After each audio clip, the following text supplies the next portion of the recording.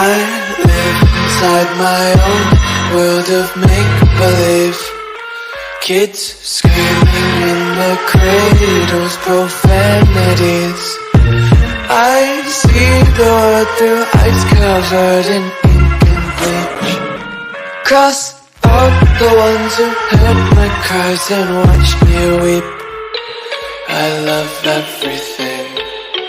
Fire spreading all around my room. My world's so bright, it's hard to breathe, but that's alright. Hush.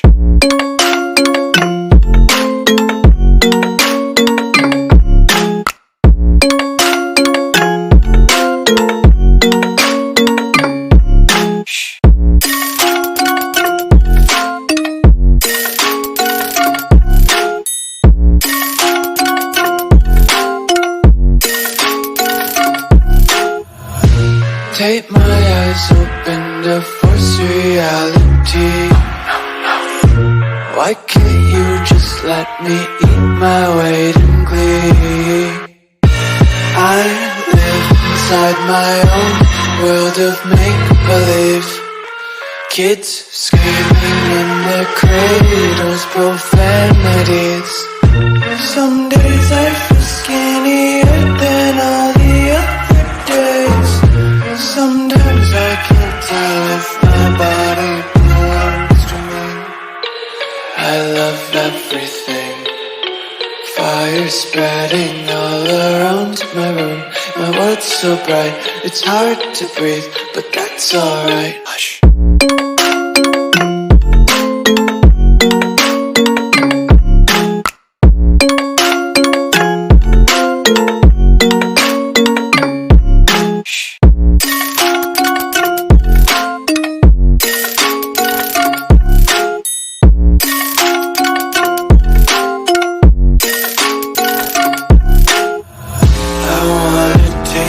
Content, hold your breath and feel the tension. Devils hide behind redemption. Honesty is a one-way gate to hell. I wanna taste consumption.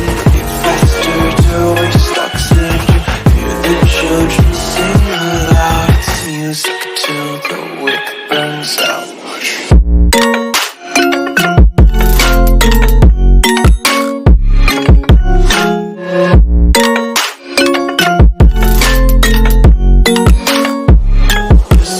Be carefree lately, yeah. Just picking up daisies. Got one too many quarters in my pocket. Spinning like the four-leaf clovers in my locket. Untied laces, yeah. Just tripping on daydreams. Got dirty little lullabies playing on repeat. Might as well just ride around the nursery and count sheep. Good morning, everyone. We are going to be doing top fives. We are going to be doing there's a lot of news I want to go over. We have to talk about Mortal Kombat. Like that is a must. Yes, I'm super excited about that. But how are you today, Robert? Not too bad. Just juggling a whole bunch of stuff before we got started. I know I was going to start a few minutes early, and I'm like, okay, that works perfectly.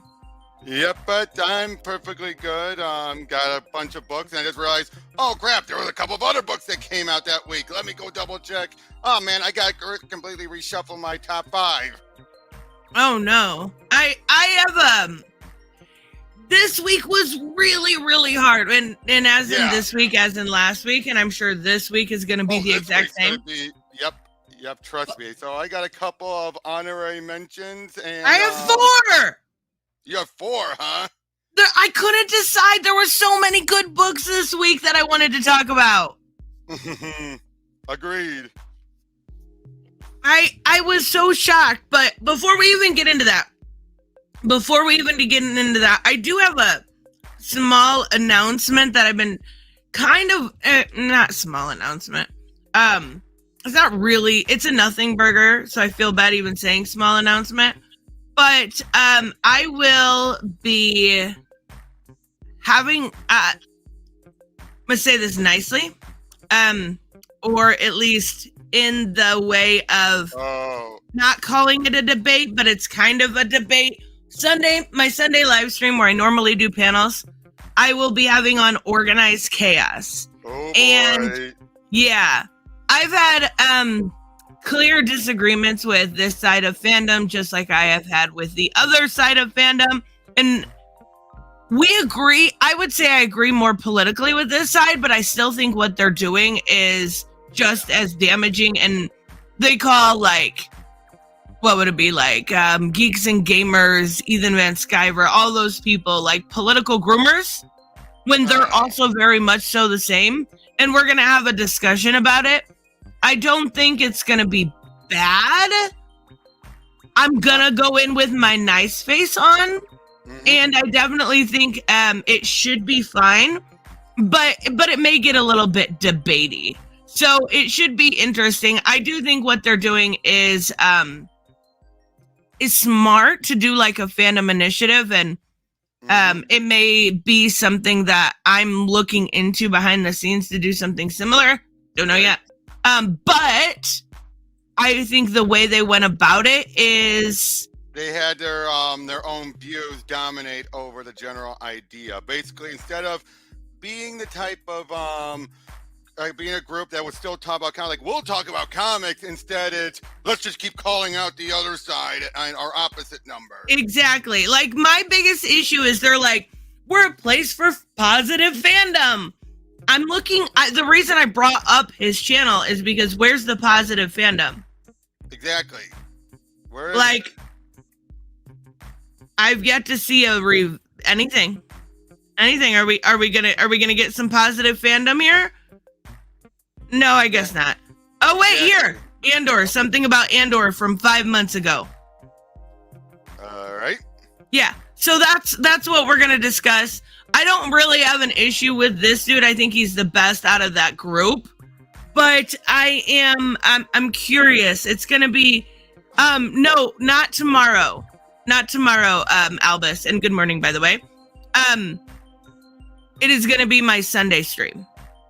Gonna be a little bit more professional and organized about it, but I'm actually very interested in this conversation because I don't think it's gonna change any hearts and minds on their side, but I do have a couple questions of how they can consider it positive fandom when all they're doing is attacking other people. Exactly. I don't get this. How it's yeah, I think James has put it best. Yeah, for them, negative is positive because they're calling them out. They feel like they're countering their negative to make it a positive. Right. Let's be real here. I call out people all the time. I have no issue doing that, and I'll clip it and I'll put it on my channel. I have no problem calling out the quartering or idiots. You know what I'm saying? But like, I also review movies if I see them. I also review stuff. Me and Bianca also do a weekly show.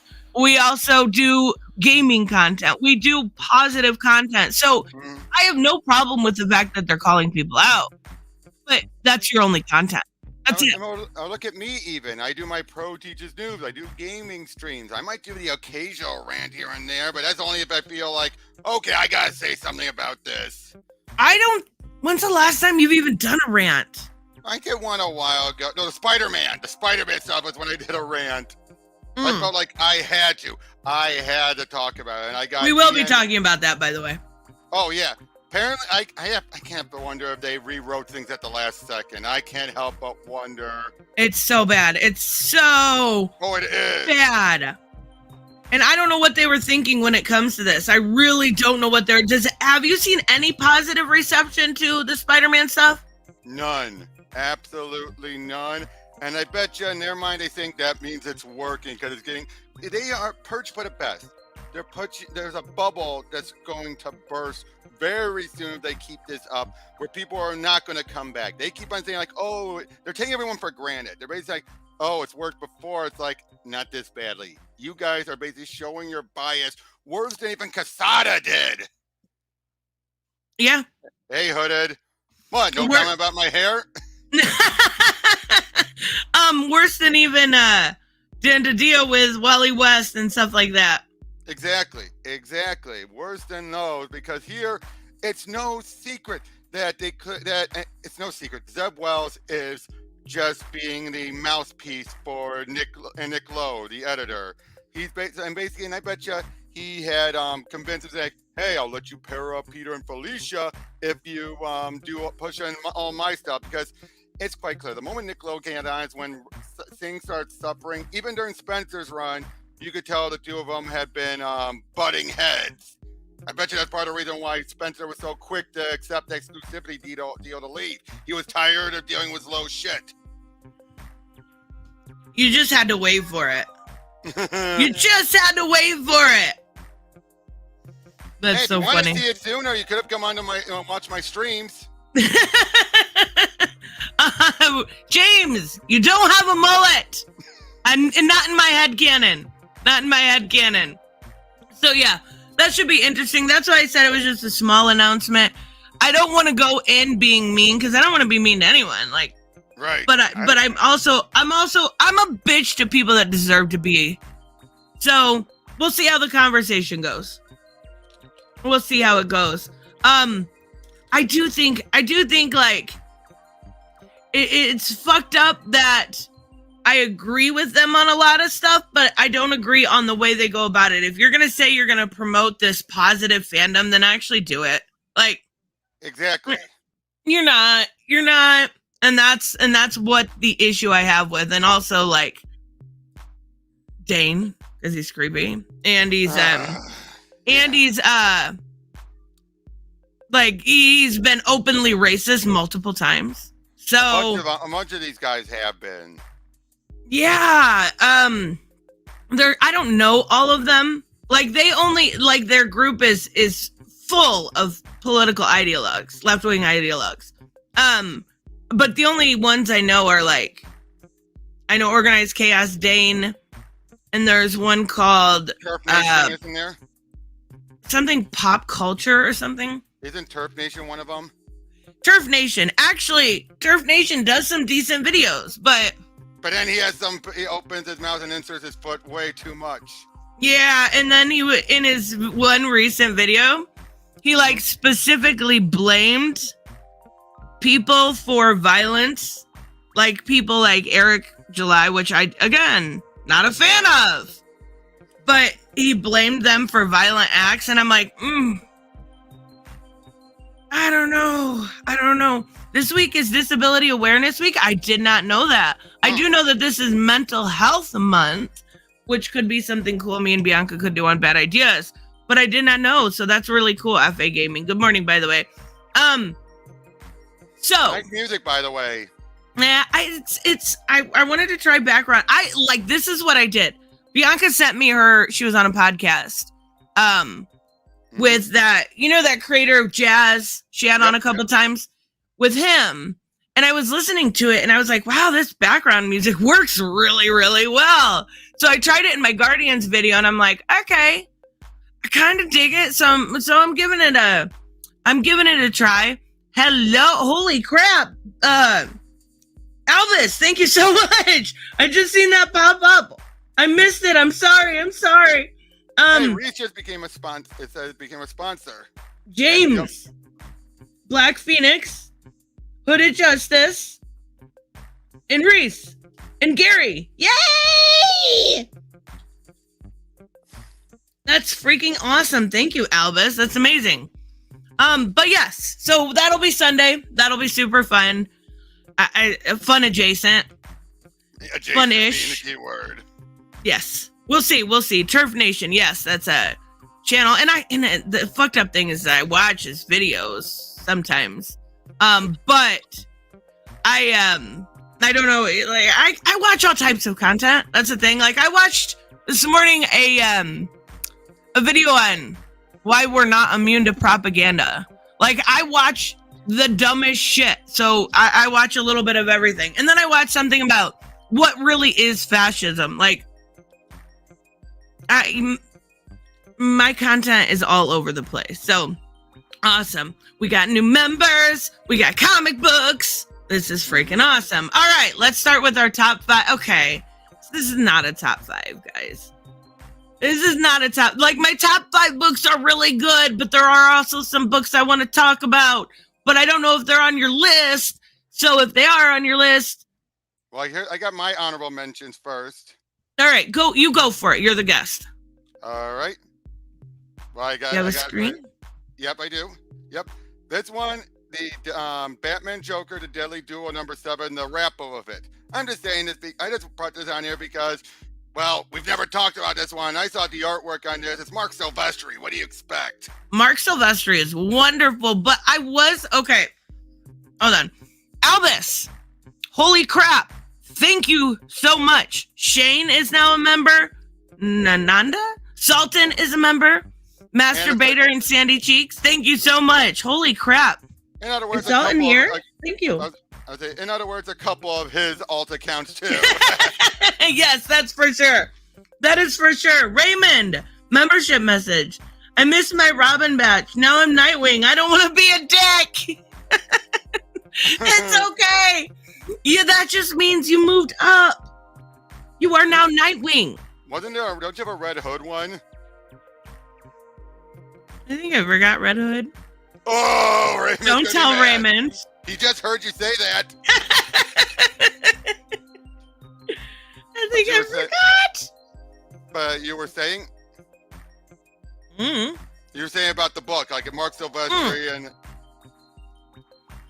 So the reason why the art's always been spectacular, I dropped it after 2 and I'm going to read it as a trade, just because it didn't interest me as much. The story was kind of... No, out there. Yeah, I don't know. I'm going to read it as a trade. Hey, at least we got Alfred. That is true. And old ass Harley Quinn. Yep. Not Jeannie Howard Harley Quinn. True. Good point. Well, to be fair, yeah, there's Harley, and the other lady's someone different. Who is that? Just some woman who was brought back from her father had brought her back from the dead. Fucking Albus is timing himself out. Of course. Albus, you're so wild. But yeah, that's one of my honoraries. The other one would be You're Grown. Ninja Turtles Usagi Yojimbo #2. Oh my god. Why? Well, first of all, look at that cover. That's terrible.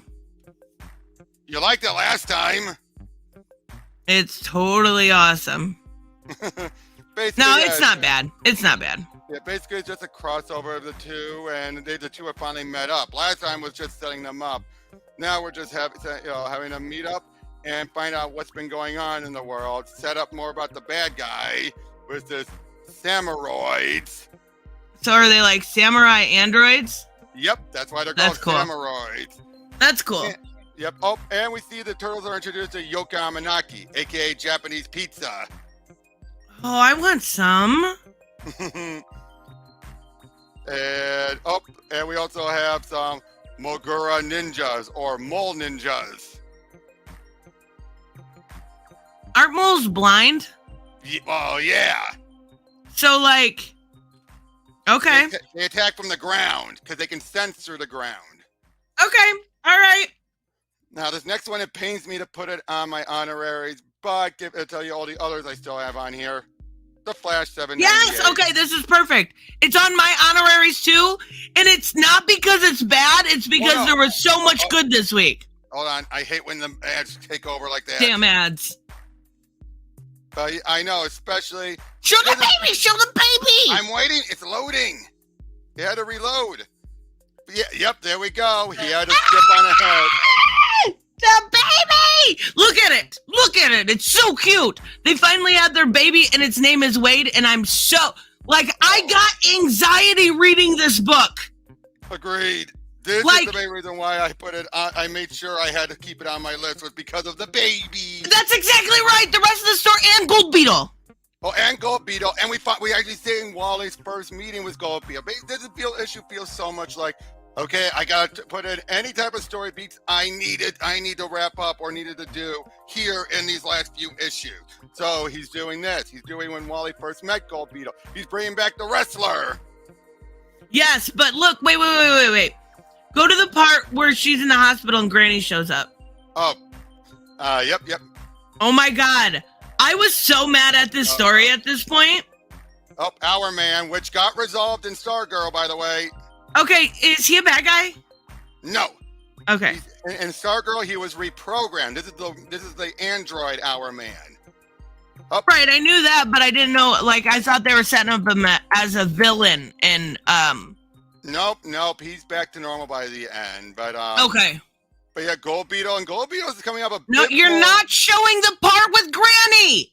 I'm finding Granny. I'm looking for Granny. It's not at the end. Oh, there. That gave me such bad anxiety. I wanted to put it down. Right. Like, I'm like, why? What? And then when the other girl comes in and she says, I need to see the baby. And she's like, somebody else took it. And I'm like, oh my God, it's no. Granny goodness. Yep, Granny will take very good care of you. I was like, no. But there was one confusing part. Which was? Did Wally go get Linda? Because she shows up. I'll check. I think yep, he probably right did. there. Okay. Yep. I was like, what just happened? It was really, really good, and that's the thing. It's on my honoraries too, but not because it was bad. It wasn't bad. It was wasn't. Good.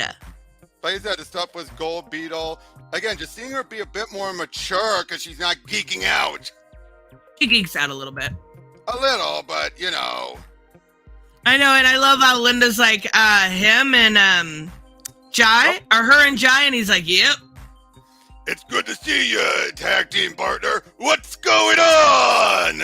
I love that they brought that Macho Man insert back. That was I'm not a wrestling person, and it was such a good issue. It was like fun and silly, and now he's back. Yep. And now he's probably going to help him, I'm assuming, get the baby back. Yep, like I said, so he's wrapping up. Obviously, there's 3 or 4 big pop points. 1, the wrestler. Wade. 2, Wade. 3, first meeting with Gold Beetle. And whatever's going on now with this other story is trying to intersect it all. Yeah, because he's only got 1 more issue, right? Or 2? Yeah, 2 more. Well, 2 more. 1 more normal issue and then the wrap up at 800. Okay, that makes sense. Yeah, so they'll get the baby back, I'm assuming, and now we've got a new addition to the West family. I love it. She had that baby quick because it was like that 1 minute war. Yeah, that's true. Yeah, because obviously, because he was wrapping up, he just jumped to when the baby was born. I'm pretty sure if he was still going to be on the book, he would have built up a bit more. Yeah, I'm sure, but he had to wrap it up. But yeah, it was really, really, it always is. It always is. That's my honoraries. What's the rest of your honoraries? All right, let me show you. My first honorable mention is Hairball number 2. Oh, I thought that would have been on your list. There's good books. Arabia the Baby should be on number 1, but the rest of the story was good, but not the greatest compared to everything else. But this was I love this creative pairing of Matt Kent and Tyler and Hillary Jenkins. Mm-hmm. They always do really good work together. Like, the art's always a little indie because that's kind of Tyler Jenkins' style, but they work together so much. They just did that one war story that Alpha something, or I don't remember. But they've done, I think they've got another one coming out too, so I like them together. What we find out, remember, she had abusive parents.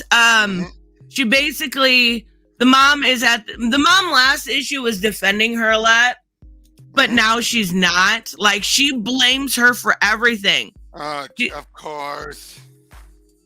She's so mad at the cat, right? Like, obviously, the cat.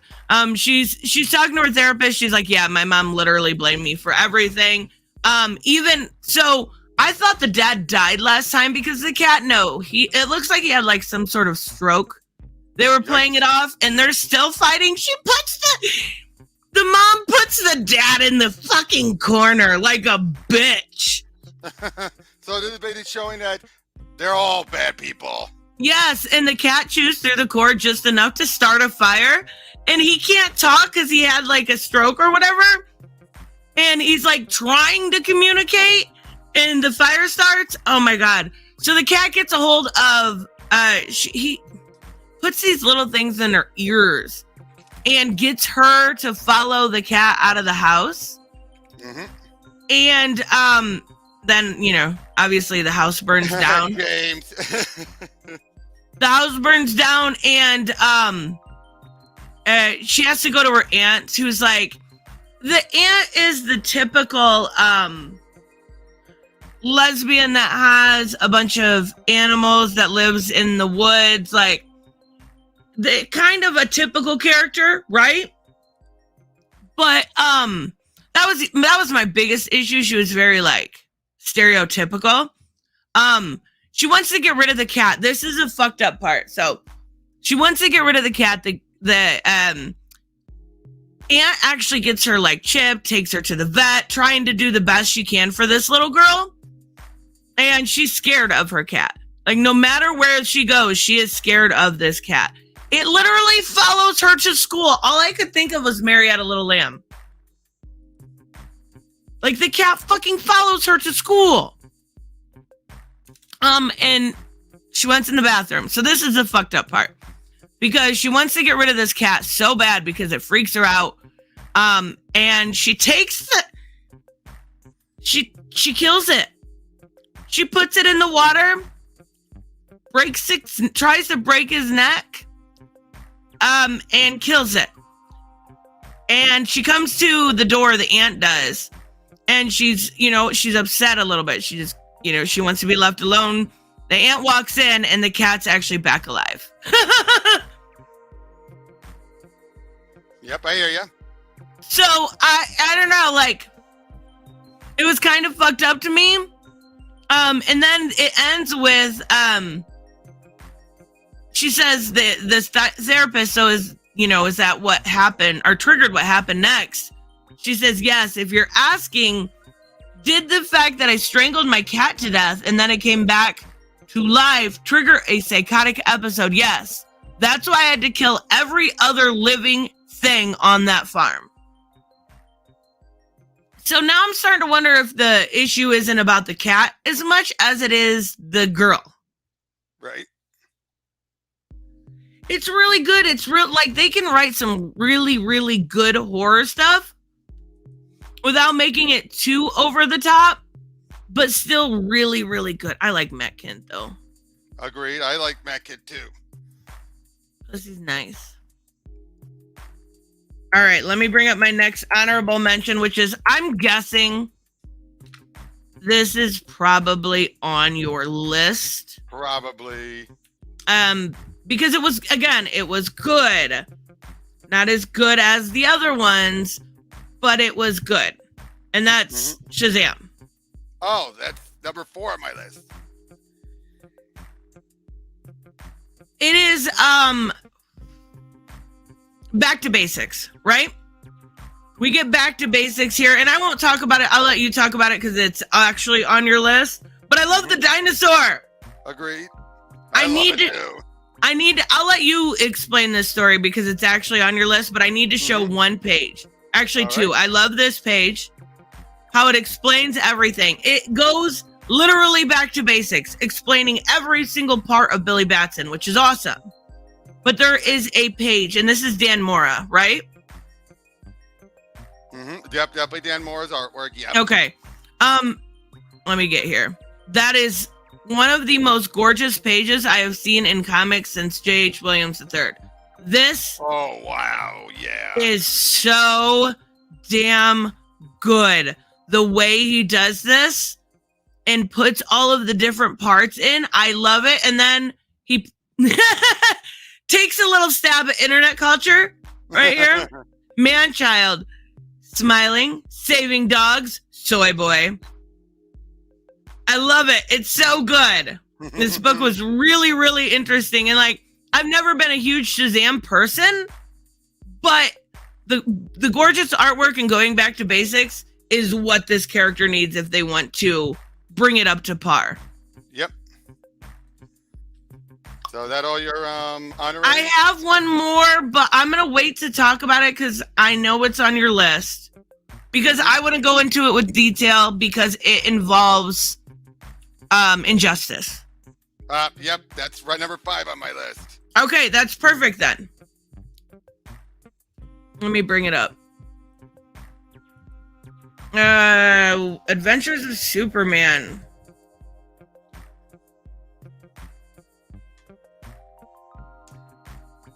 If I can find it. Here we go. All right, so this is your number 5 book in my last honorable mention. This is Tavia's favorite book for sure, right? Yep, probably. Right, yep. All right. Oh, you can control it. I'll let you do it. It's actually on your list. There you go. Yep. Sorry, I'm juggling something at the same time, but yeah, basically, what I love best about this was, we're seeing the injustice stuff, and this is set obviously before the events of the game. Yes, and we've got good guy Lex. We've got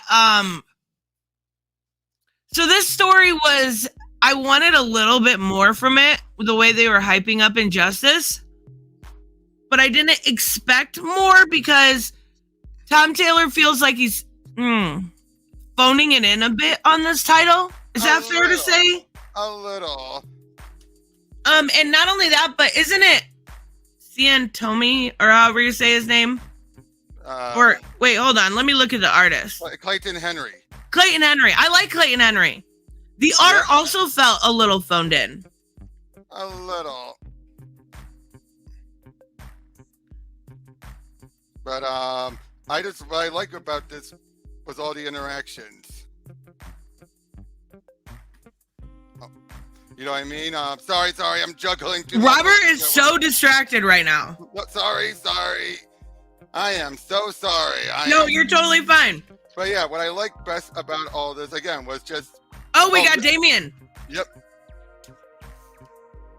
He definitely, they definitely, had the dynamic that Nightwing was not recently, but recent enough it was still hurting.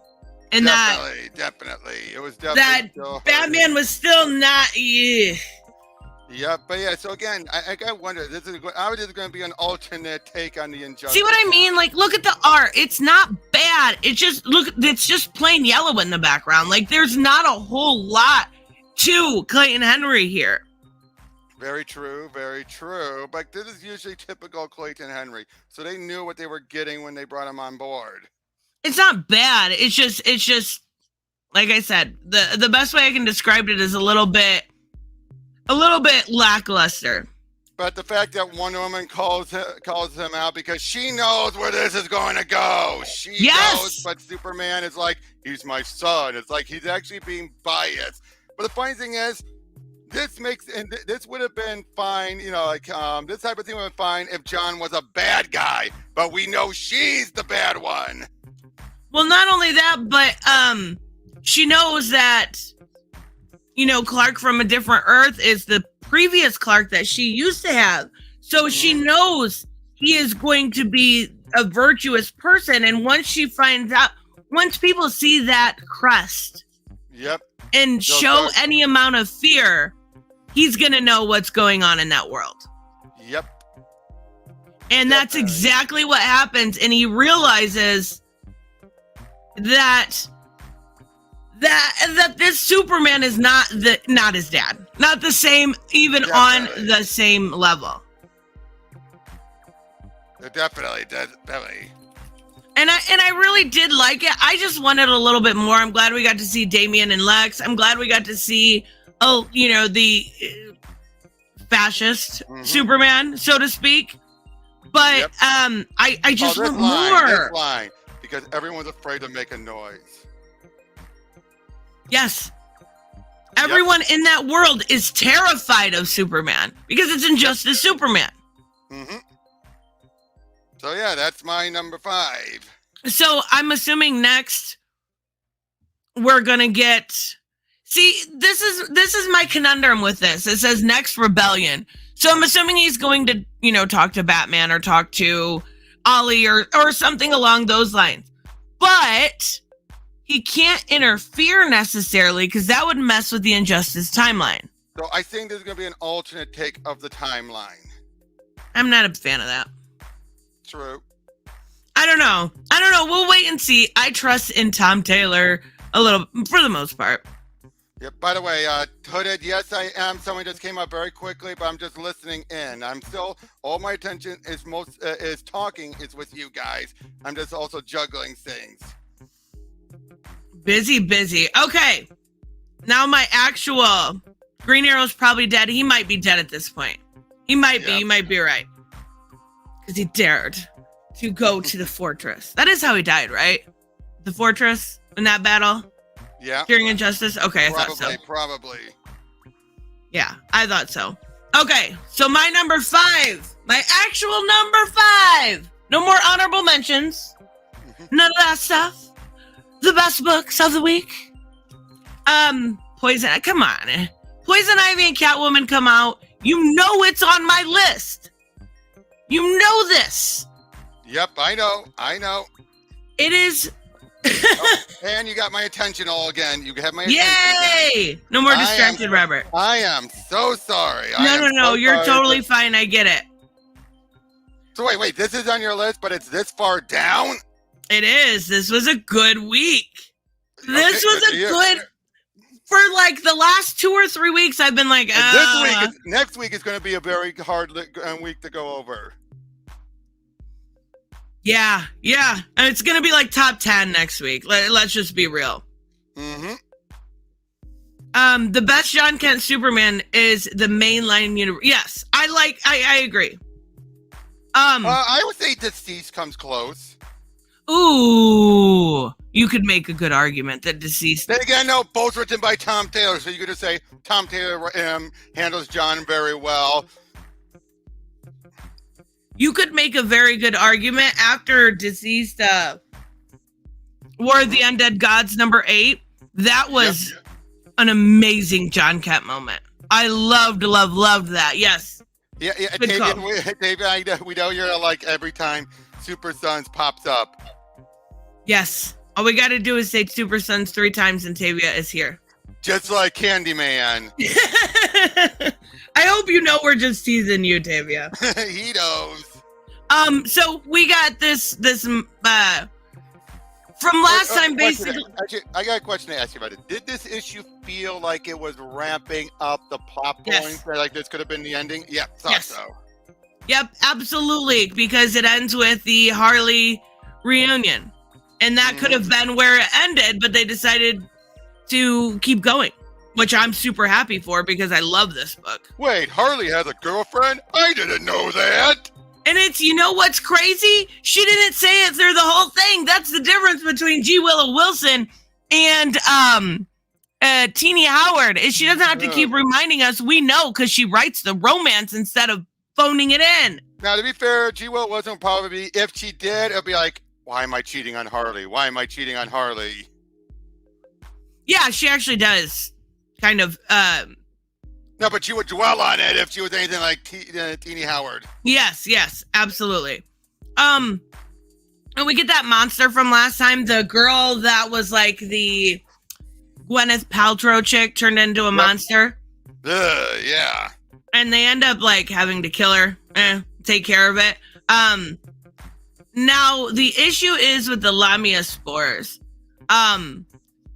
She's dying here for a minute, and they end up saving her. But the Lamia spores have infected everybody at this point. That's why she was able to control them last time. And they need to make an inoculation for it. And that's what Pamela goes to work doing. She starts making a cure, vaccine, something along that lines. She's able to do so, and pretty much, save everyone. There was one girl that really did not trust her and wouldn't take it. So that kind of leads, my guess is that leaves this open-ended for a new monster to pop up because she won't take it. Either that or she's going to end up taking it. I don't know. But she wants to go home to her family. She's refusing the vaccine. And Pamela's okay with it. She's like, she's got to come to that decision on her own, which is really cool to show a little grace towards other people, right? Mm-hmm. But she does find out. So remember in the beginning of this where she was like putting the Lamia spores in the Amazon and sending it all over and trying to infect as many people as possible because she wanted the Earth to die because she was sad. Right. Those people are starting to pop up now. Uh-oh. So this gives us a good point that she could jump into continuing Exactly. forward. Again, this could have been the endpoint still, or do you think this might have been tweaked a little bit? Do you think this might have been tweaked a little bit to make it lead into the ongoing, the more ongoing narrative? I do. I think they were going to wrap it up with the Harley reunion, and they decided to keep it going, and they just changed it just enough to keep it. If nothing else, open. They changed the dialogue. They probably changed the dialogue. And then I love it because after 12 issues and a year away from Harley, she's home. Yay! And she's so happy. Welcome home. Blakely, she stole that from a funeral home. Yep, she did. But she That still is got so her flowers. Harley. That is so Harley. I know, I love it. The world can wait. She is contemplating here, though. She is contemplating here, telling her about her sleeping with Janet and everything else that's gone along. So she's got some guilt racked up here that she's worrying about. But yeah, she says all of it. This is Harley. You don't know how Harley's going to act. Yeah, that's true. So especially since they were away. Yeah, Harley might get upset. And she'd probably find the zombie apocalypse and take on the whole wellness empire cool. But unless she was a member of that wellness group. But Janet, that'll be the case where like, so you're saying you cheated on me. Yeah.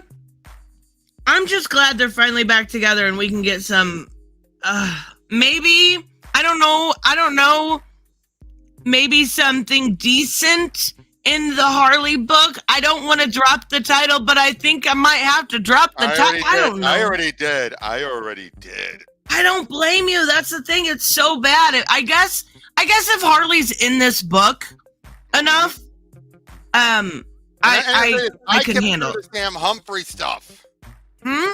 I kept through the Sam Humphrey stuff. Sam Humphreys was much better compared to what we've got from Teenie.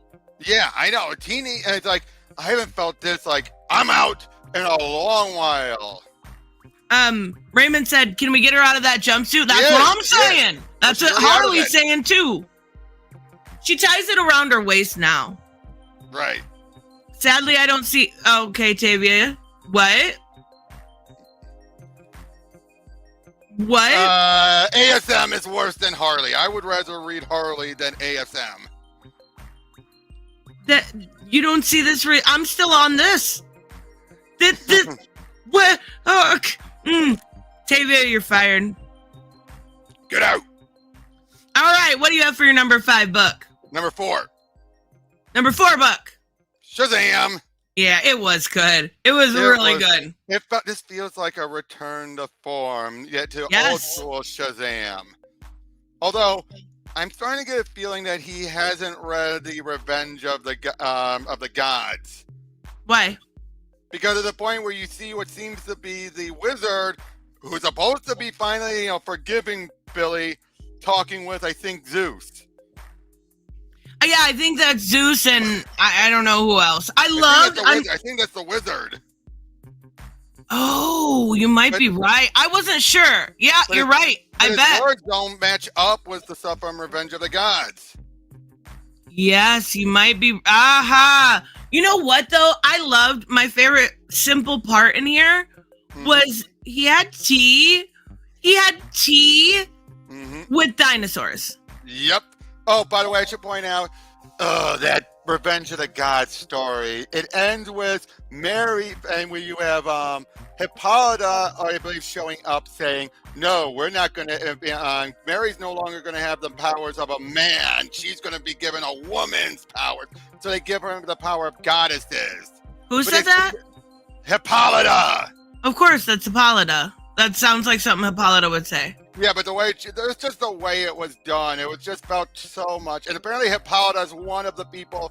Apparently she's a goddess now, giving some. Oh, she is technically because she ascended. She's Right. sharing her power with Mary. But the way it simply said though, she no longer needs to be tied to a man.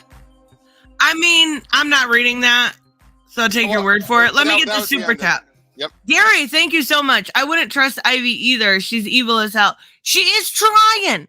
Gary, she's trying to be a good girl. That's what Harley's for. That's why their relationship works so good. They're both trying to be better. Harley's a little further ahead, but Ivy definitely still has that evil insider. So yeah, I get it. I totally get it. Thank you so much, Gary. By the way, Tavia, no, she did not always have the power of the goddesses. She had the powers from Shazam. She never had goddesses powers. Oh, by the way, clearly this was an homage to the movie. Oh, and it was very, like, if you watch the movies and then you enjoyed them, you could jump in right here perfectly. Yeah, but that moment right there, the pose. It was really, really well. I love how he's he's not an influencer. That sounds cringe. But he's kind of an influencer. He uses his power as Shazam to give the news that's going on with Shazam. Yep. But then at the end, it's just out of the blue. Yes! He's so mean! Now, I'm pretty sure something just influenced him. Yes. Maybe Mr. Mind or someone. Who do you worms think? Emphasis on worms, it has to be Mr. Mind. That's what I was thinking too. But unfortunately, this just totally tanks his reputation. So now maybe what I'm thinking is he's going to have to use his power as Billy, as that influencer. To rebuild it. To help rebuild his reputation and come, full circle to figure out what's going on. It has to be, it has to be. That's it. Tavia, Tris, have you seen Fury of the Gods? Yes. Seriously, what were it was people so good. complaining about? I have no idea. I cried like okay, that's not really saying anything anymore, but when he was cry. I mean, it's so fun and the graphics are so much better than what Marvel's putting out. Yes, definitely. And again, the story felt so good. I'm positive it was tainted by Black Adam. Black Adam and the reboot of the franchise. I think a lot of people were like, I don't need to see it. But I will say this though, Lucy Liu did not sell me as the main villain by the end. And I like Lucy Liu, but it felt like, what was her acting choices? Oh, see, I didn't get that impression. I actually thought she did a pretty decent job. I've seen her do better. That's why it bothered me. I've seen her do better. See, I'm not familiar with her. And Kill Bill Volume 1. You think I saw that? Maybe, I don't know. She was a good guy in Charlie's Angels. Okay, I remember Charlie's Angels, but that was a good guy, not a villain. I don't know. I thought she did fine. I actually liked the other sister better. Yeah, that's exactly the other thing. I like the other sisters better. I mean, I'm not gonna lie. I enjoyed it. I thought it was really good. I loved everything about it. And I think the thing was also is I really think that the retcon screwed over any box office hope that had. Yeah.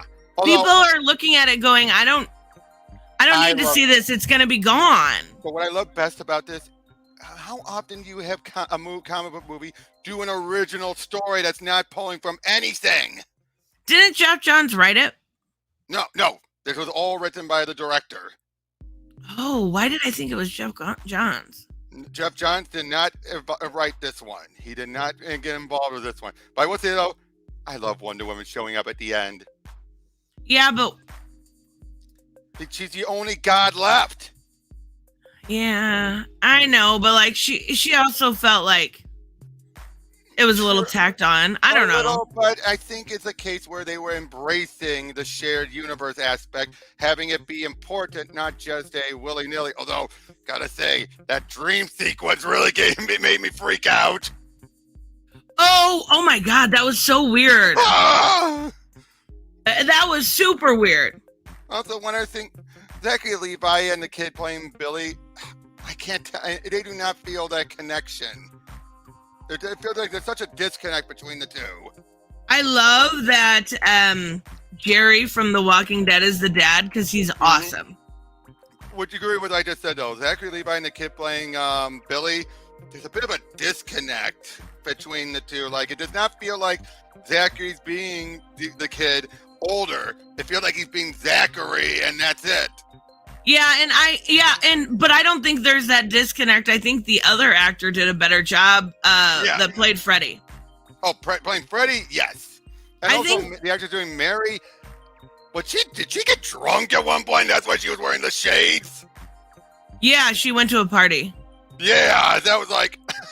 Oh, and of course, Darla saying, taste the rainbow, oh, man, mother. Darla I fucking hate. What? I love her.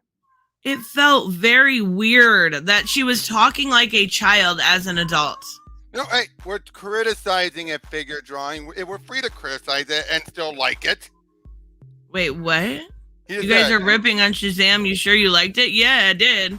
It wasn't perfect.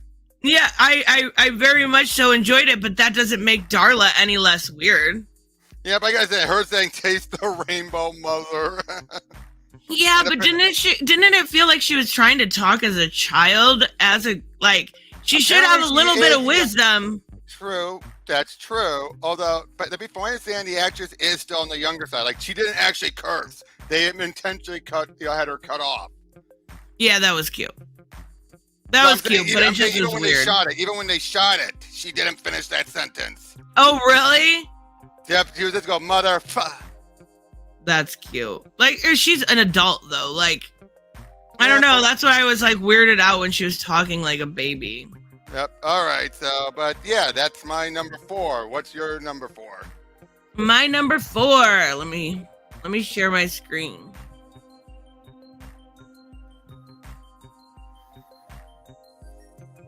I have Star Signs from. Never read that. It's Saladin Ahmed. Saladin Ahmed. Yes. I know he's a writer for Marvel. I'm less familiar, but I'm impressed, to say the least. I really like this book. I am not an astrology person.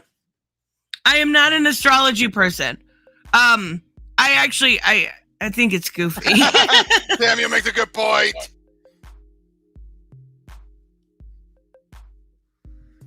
I know. I'm really bad about that. I've seen the movie, and I'll say this. I'll repeat what I said before. I loved it. Probably one of the best video game-based movies. There's still issues here and there, but for the most part, it is so good. It deserves being in the $1 billion club. Yeah, it's like at 1.3, isn't it? Yeah. Fourth highest grossing movie of all time. Yeah. In a few weeks, not even a month yet. Yeah. It's super fun. It really is. So, Saladin Ahmed. This is called Star Signs. It's basically we don't find out a lot. We find out just enough. This character, Tatiana, and the person that she's working with, the doctor here, Mr. Duke, have been working on something. We don't know what, but basically, there's this gorgeous page I gotta show you. Yes, Samuel, I would say Grace Randolph's Super Mario review was bad, and her just trying to be contrarian. I find it funny that she was like, I don't know, said something about he turned into a cat and it was demeaning. She never plays Mario 3DS or whatever, 3D World.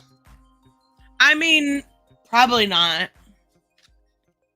But the artwork in this is gorgeous. So basically the concept is whatever these people were doing, we really don't know, took away all of the stars, they call them the astrology signs, but they took away all the stars in the sky. Yep. Or all the constellations that would lead to like the Virgo sign and stuff like that. I love the relationship with her and her dad. It's so the thing that was so good about this was Like, the concept was cool, but the dialogue, the actual written dialogue is what sold me because it was really, really real. It was really good. And I was impressed. Hi, Bane. How are you? Aww. But they're kind of trying to document everything that happened because the stars just disappeared. The constellations just disappeared. What do you? I would just want to put you down. Aww. You're growling at me? All right, just stay. Whatever. So she's having a hard time. She's a cook or a caterer, and she doesn't have enough time. This lady wants her to double the order and without any extra time, and she realizes that time stopped, and so she goes to work. She starts cooking, and that's the first time she realizes something more is leading to this this constellations disappearing. And she's kind of trying to show her friend, but not really. Like, she's figuring out how to do it and undo it. And she's able to actually work it once, but it still freaks her out. And then here at the end, it's short. Here at the end, they call her Taurus. So she must have got powers of, a Taurus. And she says, "You're coming with me," the girl from the beginning. So I don't know. I'm assuming we're going to get one for each astrology sign. And I'm interested in how they're going to do that and how it's going to tie in to astrology when I don't know a lot about it. But it was really, really good. Like, you got to get down. Thank you, sweetie. It was really, really good. I really enjoyed it for something that I'm not interested in. To make my top 5, that's pretty good. All right, and you're number 3. 3, okay. Oh, shit. Peacemaker tries hard. What I love about this, it's pretty much taking the show, but putting it into the proper DC Universe type of setting. Oh my God, this book is on my list too. I will be talking. Oh my God. Answer or I'll blow up your bombing head. My favorite bit, this bit. Say no, they don't want to see him. No. And look at King Shark. Ooh. They want nothing to do with Peacemaker. Last time we were at one of his get-togethers, it was just him showing off his collection of VHS porn. VHS porn? He said he found it in the woods. It was disgusting, even for me. They're fighting Clayface. Ah, shit. I don't envy them. I hate fighting that guy. They'll have Clayface stuck under their fingernails for weeks. Just that bit there is what sold it for me, because this feels like I said, taking the humor and writing of the show, but transplanting it into the main DC universe. Oh my God. There was I swear to God, I'm not for, but there was so many dick and, sex jokes that I could not stop laughing. Like, in this part here, he says something like last time he tortured them by dressing up their balls or something. Like, I don't remember exactly. This was the first... I read this book a while ago, and then I read it again this beginning of this week, and I love it. And look, his little doggy has a bow tie. Yep, I love that. He looks like he has a tuxedo. He's so freaking cute. But yeah, I just love that. But then the dog's little flashback stuff.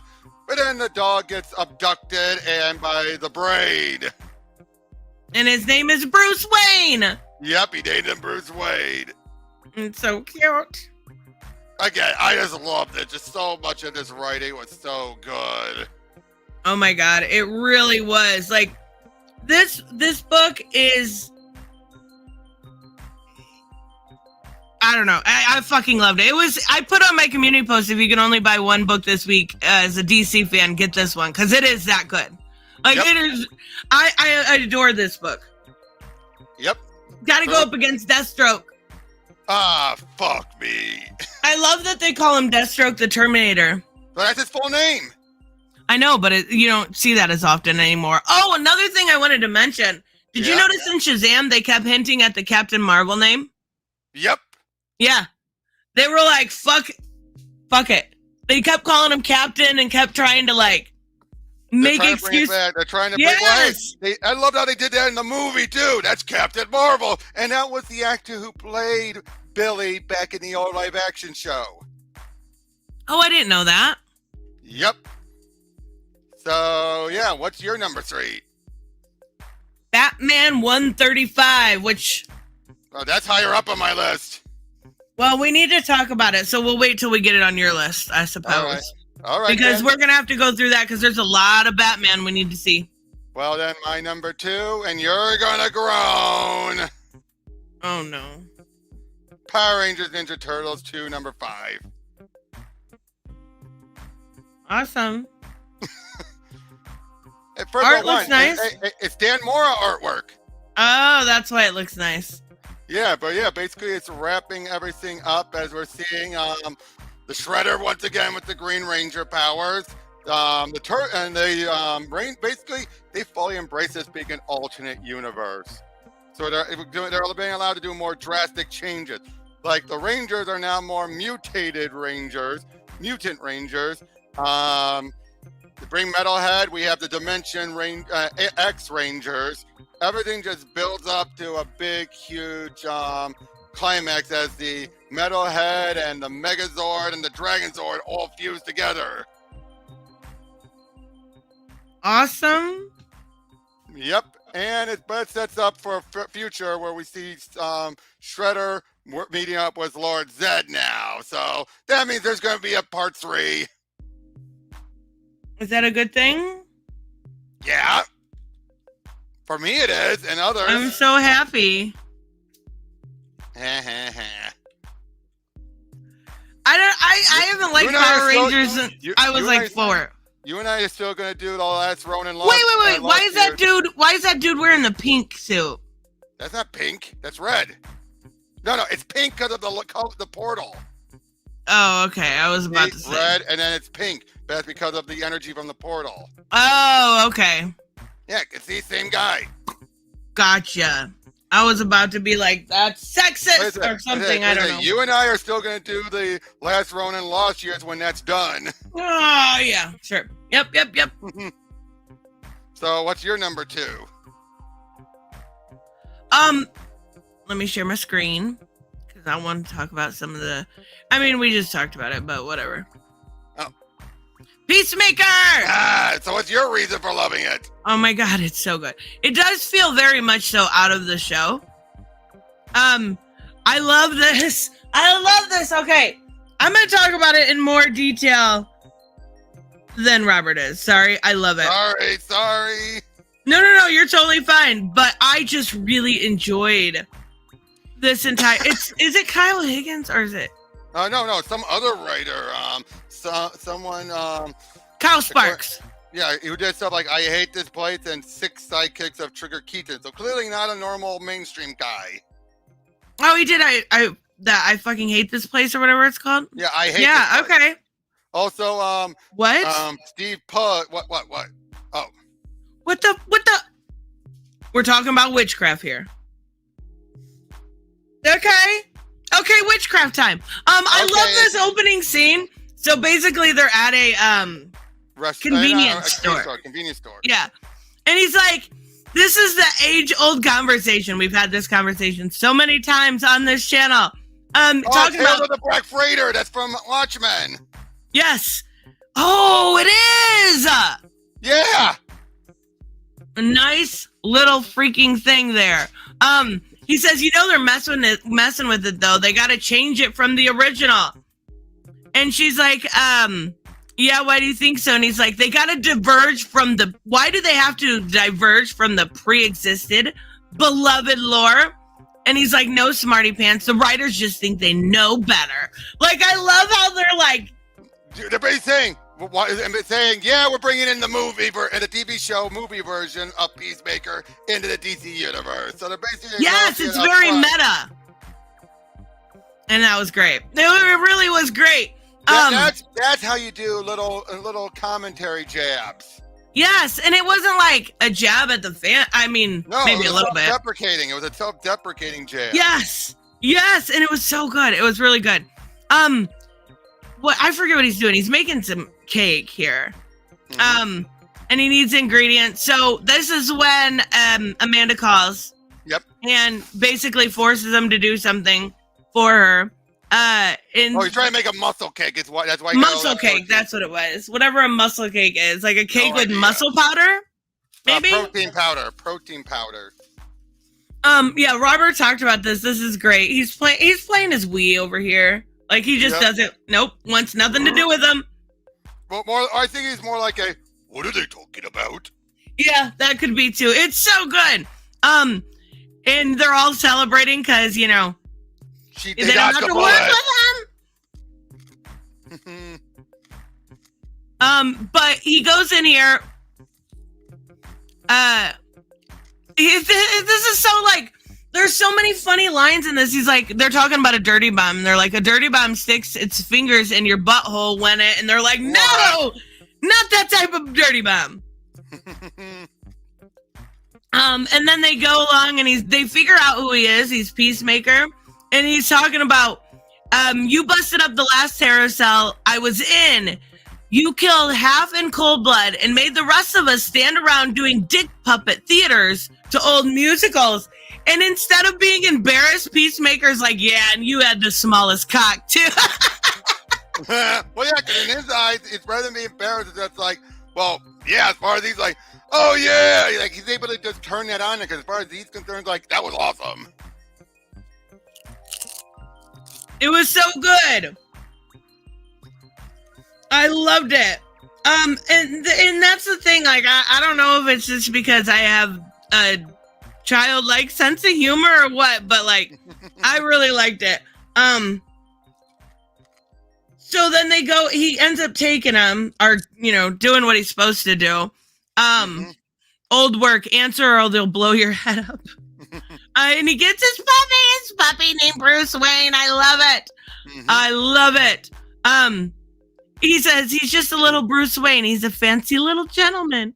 I love it. It's like, but he's dumb as fuck. We should have named him Peacemaker. I know. But he's like, dude, you really think? It's like even he's like, dude, you're an idiot.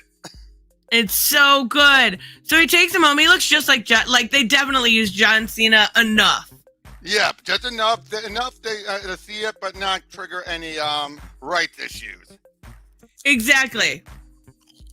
And the puppy loves him. He crawls up on his lap, and he gets a flashback to his dad. His dad's a douchebag. Like, you already know that. He wants a dog, and he's like, no, you are so stupid. No one's ever going to love you. Now hit the targets, blah, blah, blah. Yeah, so, I mean, Chips Hooded. You want to make something of it? He was eating chips.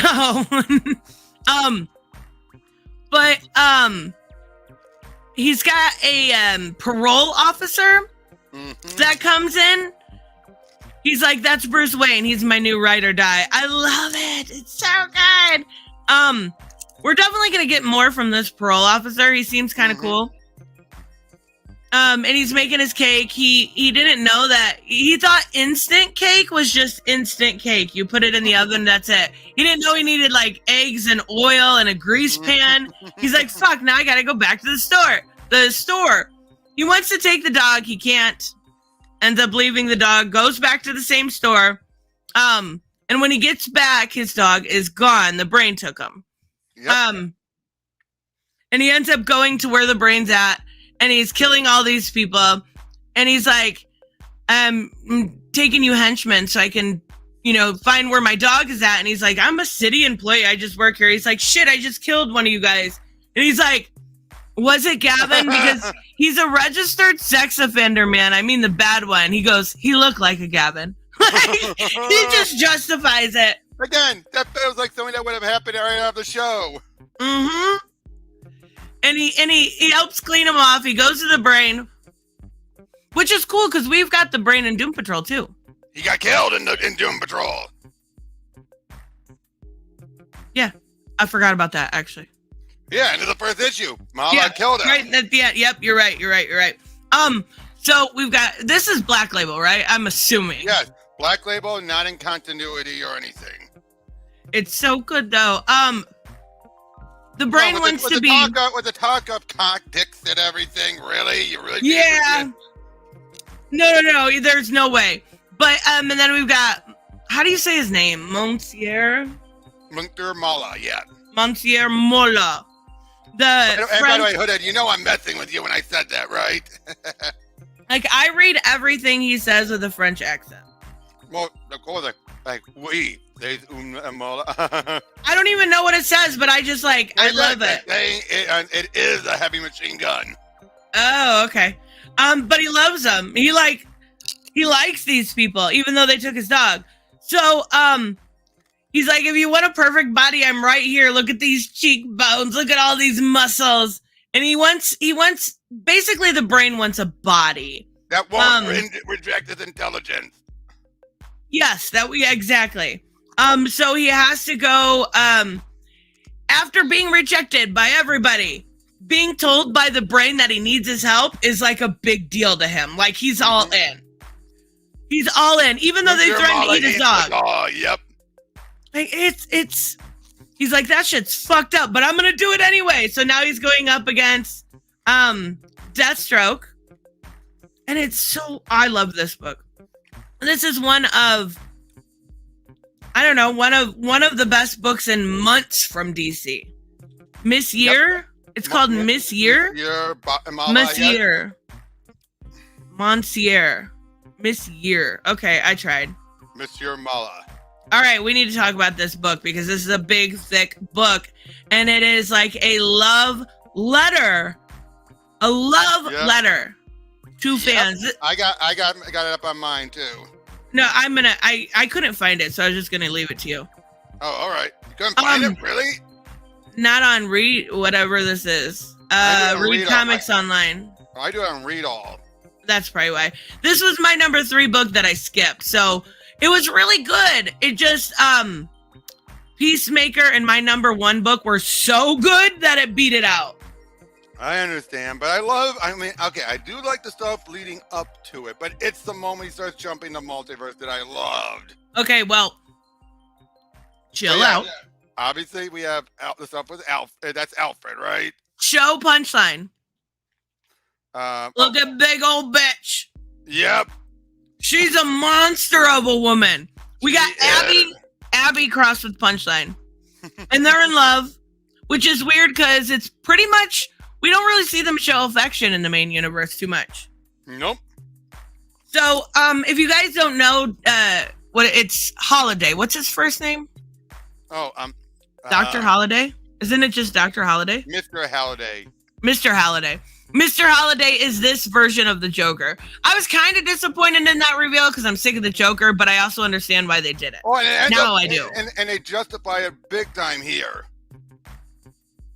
Oh, yeah, now it totally makes sense. And I love Alfred. Joker. Yeah, sane Joker. He is the only sane Joker. And we actually come to find out that because of his existence, he can create the Jokers of the other multiverses. Mm-hmm. And that's what we're going to see. But we also get Alfred, which I love, because we haven't had Alfred in so long. It's so nice. And that was one thing I praised Tom Taylor for. I thought him and what's her name? Leslie made sense, and we don't see that pairing very often. We got it again. Yep, we got it again. And also, it makes sense. It's a younger Alfred. It's a very, almost in the beginning, he was very standoffish. And now he finally got his backbone, which was really cool. Mm-hmm. And then we see, so there's this multiversal gas. You know what it reminded me of? I'm not going to lie. It reminded me of internet gas. Do you remember that? I think so. From that New Mutants thing. Yeah. And I was like, okay, we're doing this. We're doing multiversal gas. Okay. Okay, we can do this. But he keeps trying to go in this multiversal machine to make himself Joker like we know Joker. And it's not working. Over and over again, it's not working. Darwin's his name. Darwin. Yes. Okay, that's what it is. Wait, didn't Jeff Johns confirm it was Jack Napier? In the main universe, yeah, right? Right. So this is I don't even know what Earth it is. I don't think they mentioned it, but yeah, so Batman shows up, and we should remind Oh, people, Bruce when it lost his hand. switches art here. Go down a little bit. That shot right there, go up, go up. This is why I like controlling it. Down, down, down. Right there with Selena and Man-Bat is fucking gorgeous. Is that I wonder if that's Mikkel Yanin. I about bet it is. I think that's Yanin, yes. But look, Firefly. All right, these freaks may be able to fly, but my superpower is money. I love how they did that because they always say like, Yep, it's definitely Janin. Look at that artwork. oh there. yeah, so like seeing that switch in art, I was so excited because it was Selena looked so good and Man-Bat looked so good. New Warriors, yes, that's what it was. Yeah, but they're making their way through, and yeah, he just feels like he's gonna try it again. But then He's failing over and over again. He's going back in the machine, He's trying my to go the potential. moment. Yeah, he's my id unleashed. He's my potential. But yeah, Nothing works. Nothing works because he's not compatible to be a Joker. He is too sane. And this is where he realizes he's not able to become the Joker because he's creating Jokers. Yeah. His existence. Now, remember, he lost his hand. This is a permanent change. Yes! We actually got some ramifications. The Batman is now Missing an arm, but he's gonna have a robo arm. Yeah, he's gonna. I mean, that's kind of cool though. I'm kind of curious what they're gonna do with that. Yep. But yeah, of course, it eventually leads into it, and apparently, the rules are set up like this: if he goes to a world that never had if the Joker died, they come back to life. If they are already there, they're more insane and ravaged. Yes. So he actually asked Alfred to come back to the universe with him. And I was like, okay, is this how we're going to get Alfred? But he says no. Mm-hmm. And I don't know that I feel like that would be a little cheap, right? Like, yeah, in fact, he's nothing really much like the other Alfred. Our Alfred. Yeah, and it would be cool to have Alfred back, but I want real Alfred back. Right. Selena's such a cunt here. Yep. She what does she even get mad about? She doesn't like feeling safe. That's the dumbest thing to get mad about. She pushes him into the multiversal machine, and this is where the fun actually starts. Yep, we get the Keaton Batman, Joker, his Joker's back. So hold on. Even if, okay, so... Like I said that. If the Joker's dead, they come back to life. If they already exist, they're driven more insane and evil. Yes. So yeah. Keaton, we start out big with Keaton's Batman for the first time on DC pages. Then we jump to Vampire Batman. Yes! And there's so many, like, the different art in this, showcasing it, was so good. Perfectly emulates Joe Kelly, and not Joe yes! Kelly, Kelly Jones's artwork, except the ears. I didn't even notice the ears, you're right. Yep, and then we get the Gotham by Gaslight, traditional Dick Sprang, the animated series, and then Arkham. Wait, go up real quick. Is that Jack? Down. Is that supposed to be Jack's? One after Under Adventure Continues Batman? Is that supposed to be Jack's Batman? No, this is supposed to be him leading into that, because that's why he's talking. Okay, all right. I wasn't sure. But yeah, we got Arkham Batman. We got freaking Arkham. Confirmed he's alive, and he feels so depressed now because he had to give up everything, and now Joker's back again. Yep. After all of that, we finally... So, which kind of fucks with my head because... Didn't he, in the VR game, he die and kill Dick? Again, I think that was an alternate thing in his mind. Okay, that makes sense then. The VR thing was in his mind, I think. Hence why it's from your perspective. VR is freaking awesome, that game. I love it.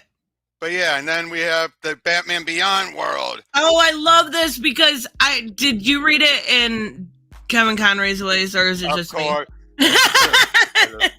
Looks like we're having a problem with the Vault Multiverse. The man named Red Mask, a Satan Joker. And then, he helps him. He helps him. And then, Return of the Joker. Joker is back. Yep, and then obviously he was dead in that universe. Then we get No, wait. more shenanigans afoot. I don't know all of them. That's the thing. Oh, wait. Was this Gotham by Gaslight, or was it? I think that's Gotham, or is that the Doom that came to Gotham? That could have been the Doom that came to Gotham, and this was Gotham by Gaslight. And then we have the Alex Ross version. And I love it. What is this one right here? I don't know. I fucking hate the way that looks. That wasn't Injustice, was it? It might be, but his face looks horrible. Yeah, but of course, that game I'm very familiar with this multiverse. But what I do know is that Batman needs a utility belt to fight the darkness. This part is so good. Okay, sorry. Dark Knight Returns. Dark Knight Returns, my least favorite Batman. Just saying, super overrated. It's the new hand. Yep. And it's confirmed what was made clear in the comic. People made a big deal about this. This was confirmed in the comic anyway. He never had the nerve to finish it. Yes. People keep and now it's confirmed. And people are saying, hey, retcon, like, no. Batman himself confirmed, like, he didn't finish the job. And then, but then we have this shark here. I love it. I was like, sharks? Okay, so these sharks, he's on this Earth, or the end of the multiverse, isn't it, basically? That's what it says. The end of the multiverse is being devoured by the shark. But then, yes, this is so good, you guys. I met a Batman more prepared. I met a Batman more prepared than I am. He has that famous shark repellent, and it works. It works. And then he knocks him out, and he wonders, like, he can't leave him here. But what does he do? But then Tim shows up and helps him. Oh, God, and it was so good. So this thing, there's a Zur-En-Arr in every Batman. Every universe. I wonder. There's got to be, right? Yeah. And Tim showing up right in the nick of time. I mean, perfect. And that was the end. And seriously, this was just a great finale for the story. It made it worth it. And this was a great 900th issue. It was. I mean, gotta say, Michael Keaton Batman looks weird there. Wait. Right yeah, there. his smile. It's his smile. And the eyes. He looks a little like creepy almost. Yeah, and Zur-En-Arr Adam West Batman is weird. Which one? Where is he? Right there. Yeah. Yeah, I mean, but like, I think they're just showcasing that not only does a Joker exist in every universe, not only does a Batman, but also, you know, the Zur-En-Arr is there too, and bringing it full circle from when we saw him, you know, when he was dealing with Failsafe with Zur-En-Arr. But now, wait, hold on. I'm confused about continuity. Hold on. All right. Is Failsafe still in Gotham? No, I think Failsafe shut down afterwards. Once he left. Yes, once he left, okay. Failsafe basically said that was done, and he left to go back to where he came from. Okay.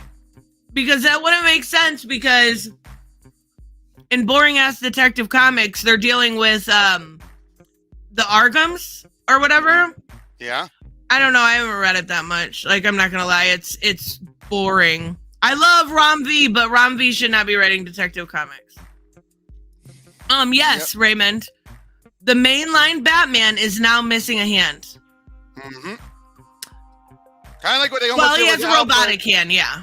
Like, kind of like they almost did with Alfred and Scott Snyder's run, but then they chickened out at the end and revealed, oh, we found a way to magically sew it back on. Yep, but we didn't get that here. We just got a robo hand. A robo hand. I love this book. I still don't understand. I still think it's silly. It was an anniversary. Mm-hmm. But it was really, it felt like, the only way I know to describe it is it was a love letter to fans. It was. It was. And all your favorite Batmans in one place in this multiversal crazy travel. Sometimes I get sick of the multiverse. Not this time. I loved seeing it. So what's your number one? My number one is a book called Survival. Survival. This is going to be the new Walking Dead, you guys. I'm calling it right Now, this book, it didn't give me Walking Dead vibes because we don't even know that it's zombies, right? But it had that, I could see the potential in it. And I don't even know, Sean Lewis, are you familiar? Sean Lewis, not really. I know, I'm looking it up. Sean Lewis has written some Coyotes book, a book called Bliss. Oh, he's written on King Spawn. Oh, he wrote that Superman of Metropolis book, the Future State one. Yeah, I think so, yeah. Oh, no, that's not him. Oh. That was Brandon Easton. Oh, his name's Sean Christopher Lewis. Okay, so he did. Okay. But I'm not super familiar with this writer, and I can already see the potential in this book. In the same way that I could see The Walking Dead and Grimm. This book had me so invested in this, and I love post-apocalyptic stories. They're one of my favorite types of stories. But this one was different in a way. Basically, we open up with the idea that the Kremlin is saying that there has been rebels that have taken over a Russian military base along the Chechen border. Now, this goes on. Ted Spawn, that was Batman 135/900. Yes. That's the mainline Batman book. Yep. And now he has a robot hand. Yep. Imagine those punches. I'm going to be right back. Okay. Basically, we see the progression of this. Russia severed internet communications, decommissioned satellites. There's a media blackout worldwide. Whatever's happening along these borders, they don't want you to know. Ash is falling from the sky, very reminiscent of Chernobyl. I guess a nuclear reactor is melted down along the border. All of this seems very purposeful. We're going into day 3. This is getting really, really bad. And now there's all these storms coming. So they think it might be related, right? And that's really all the backstory we get as to what's going on. Now we meet these 2 kids and they're just playing, having fun. They're going for a ride. They're out, we're in Alaska here. It's his little girlfriend, right? They're teenagers having fun. And he's like trying to scare her, being silly boy. And he's like, I never joke when it comes to corpses, babe. They're just little kids having fun. And actually, in the midst of trying to scare her, we see this person saying, don't come into the forest. And he's got a bunch of bodies. Hey, wait a second. Wait a minute, Reese. He's got a robot hand and lost a fan. Wait, what? Seriously? Like a box fan, a house fan, a ceiling fan. I don't know. Or did he lose Reese as a fan? I think Reese is talking about his box fan because I know he loves the new Batman story. But we see this guy and these kids take off. The little boy Bobby falls. That's it for Bobby. Right. The little girl takes off. So that kind of sets up our story. We know something's going on in Russia. We know that somebody's out in the forest in Alaska. And then we meet our main character. And her name's Emma right here. She is hanging out with her 2 friends from the military. They're going to this big get together. Her dad is basically the scariest dad you'd ever want to meet, right? He's lived in the woods for 20 years without bathrooms and threatens every guy she brings home with arrowheads by their dick. And she's like trying to be like, nah, my dad it's not your typical dad, right? Like when I was a kid, he taught me how to be a soldier first, right? And these people are in the military, but they don't know how he is. So they're at their hometown. They're going to this massive gathering. And this is the dad here. But these people are trying to get him to go into some sort of private private security and they're not really interested. And he's like, he doesn't want to do it. And what does he say? He says something super racist, and I don't remember where it's at. It'll be here. We got the little girl running. She's still running. She's terrified. But they show up. This little girl comes screaming down, and the dad runs right over, right? And he's like, what happened? And she's like, there's monsters out there. And immediately we start seeing the sniper shooting at this place. Uh-oh. And everybody's heading for cover. She's trying to get something, and her big tough friends are over there pissing. Missed a couple of tisms he said in that panel. That's what I said. Did I miss it? I didn't think it was tism worthy. Let me see. Oh, he's like, don't want to depend on it, because they're trying to sell him to be in this private kind of firm. And he's like, what? You don't want to depend on a couple of blacks and Asians from Michigan? Hey. I mean, I don't see what's to be offended over. It's just how they. He said Michigan. That's why I was like, hey. Oh no, I don't think it's a big deal. That's just the character. But they end up shooting a couple people. They all take for cover.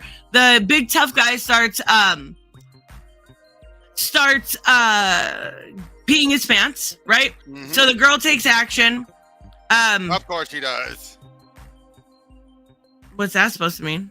I know. I mean, of course she does. Of course she does. If the guy's gonna piss himself, of course the lady's gonna go into action. Right, and her dad's been training her since she's been basically. I'm not complaining. I wasn't complaining, Trev. Wait. What do you take? What were you think I was trying to say? No, I'm just joking with you. She goes right. The dad tells her not to go, but she does. He's speaking some language we don't know, trying to lead her somewhere, and she's like, if we lived like normal people, I wouldn't know how to track a gunman in the woods, and I wouldn't have been trained for that. So this is something she fucking knows her own life. She runs into those guys that were trying to, get a hold of the dad, and she tells them, I know where I'm going. That the only direction there is a cliff. And what we learn here is that's how her mom actually killed herself. And we get a little, there's not much flashbacks, but we're getting a little bit of her backstory. And here's the little boy that was gone. And then we've got like these, I don't know if they're zombies. I don't know what they are, but he's eating someone's arm because that's totally normal. What are cannibals for right now? Yeah, cannibals. There we go. That's perfect. Crazy cannibals, craze. And this guy, see, this is the guy's character. It's not a tism or whatever. It's like, we came out to a white boy militia meeting. Don't you know we got both? He's got a backup plan and something to do to help them. So they have a whole bunch of people looking, right? They have a whole bunch of people fuckered up. They don't know what to do. They can't call the cops because they're 100 miles from basically anything. And the dad's like, it's time to be soldiers. I love this. This is the little boy. This is Emma's little brother. Mm-hmm. Now, Emma's little brother is obviously raised by the same father. Mm-hmm. So he is telling these grown-ass soldiers that are pissing their pants what to fucking do. Because they're being giant babies. And he's 14. 14. I love it, though. So we've got them coming back, and she's telling them, there are these weird things in the woods. We need to get out of here. And the dad, being, how he is, he's like, no, we don't leave our home. There are people dead here. If someone, wants us out of here, then we're going to stand our fucking ground.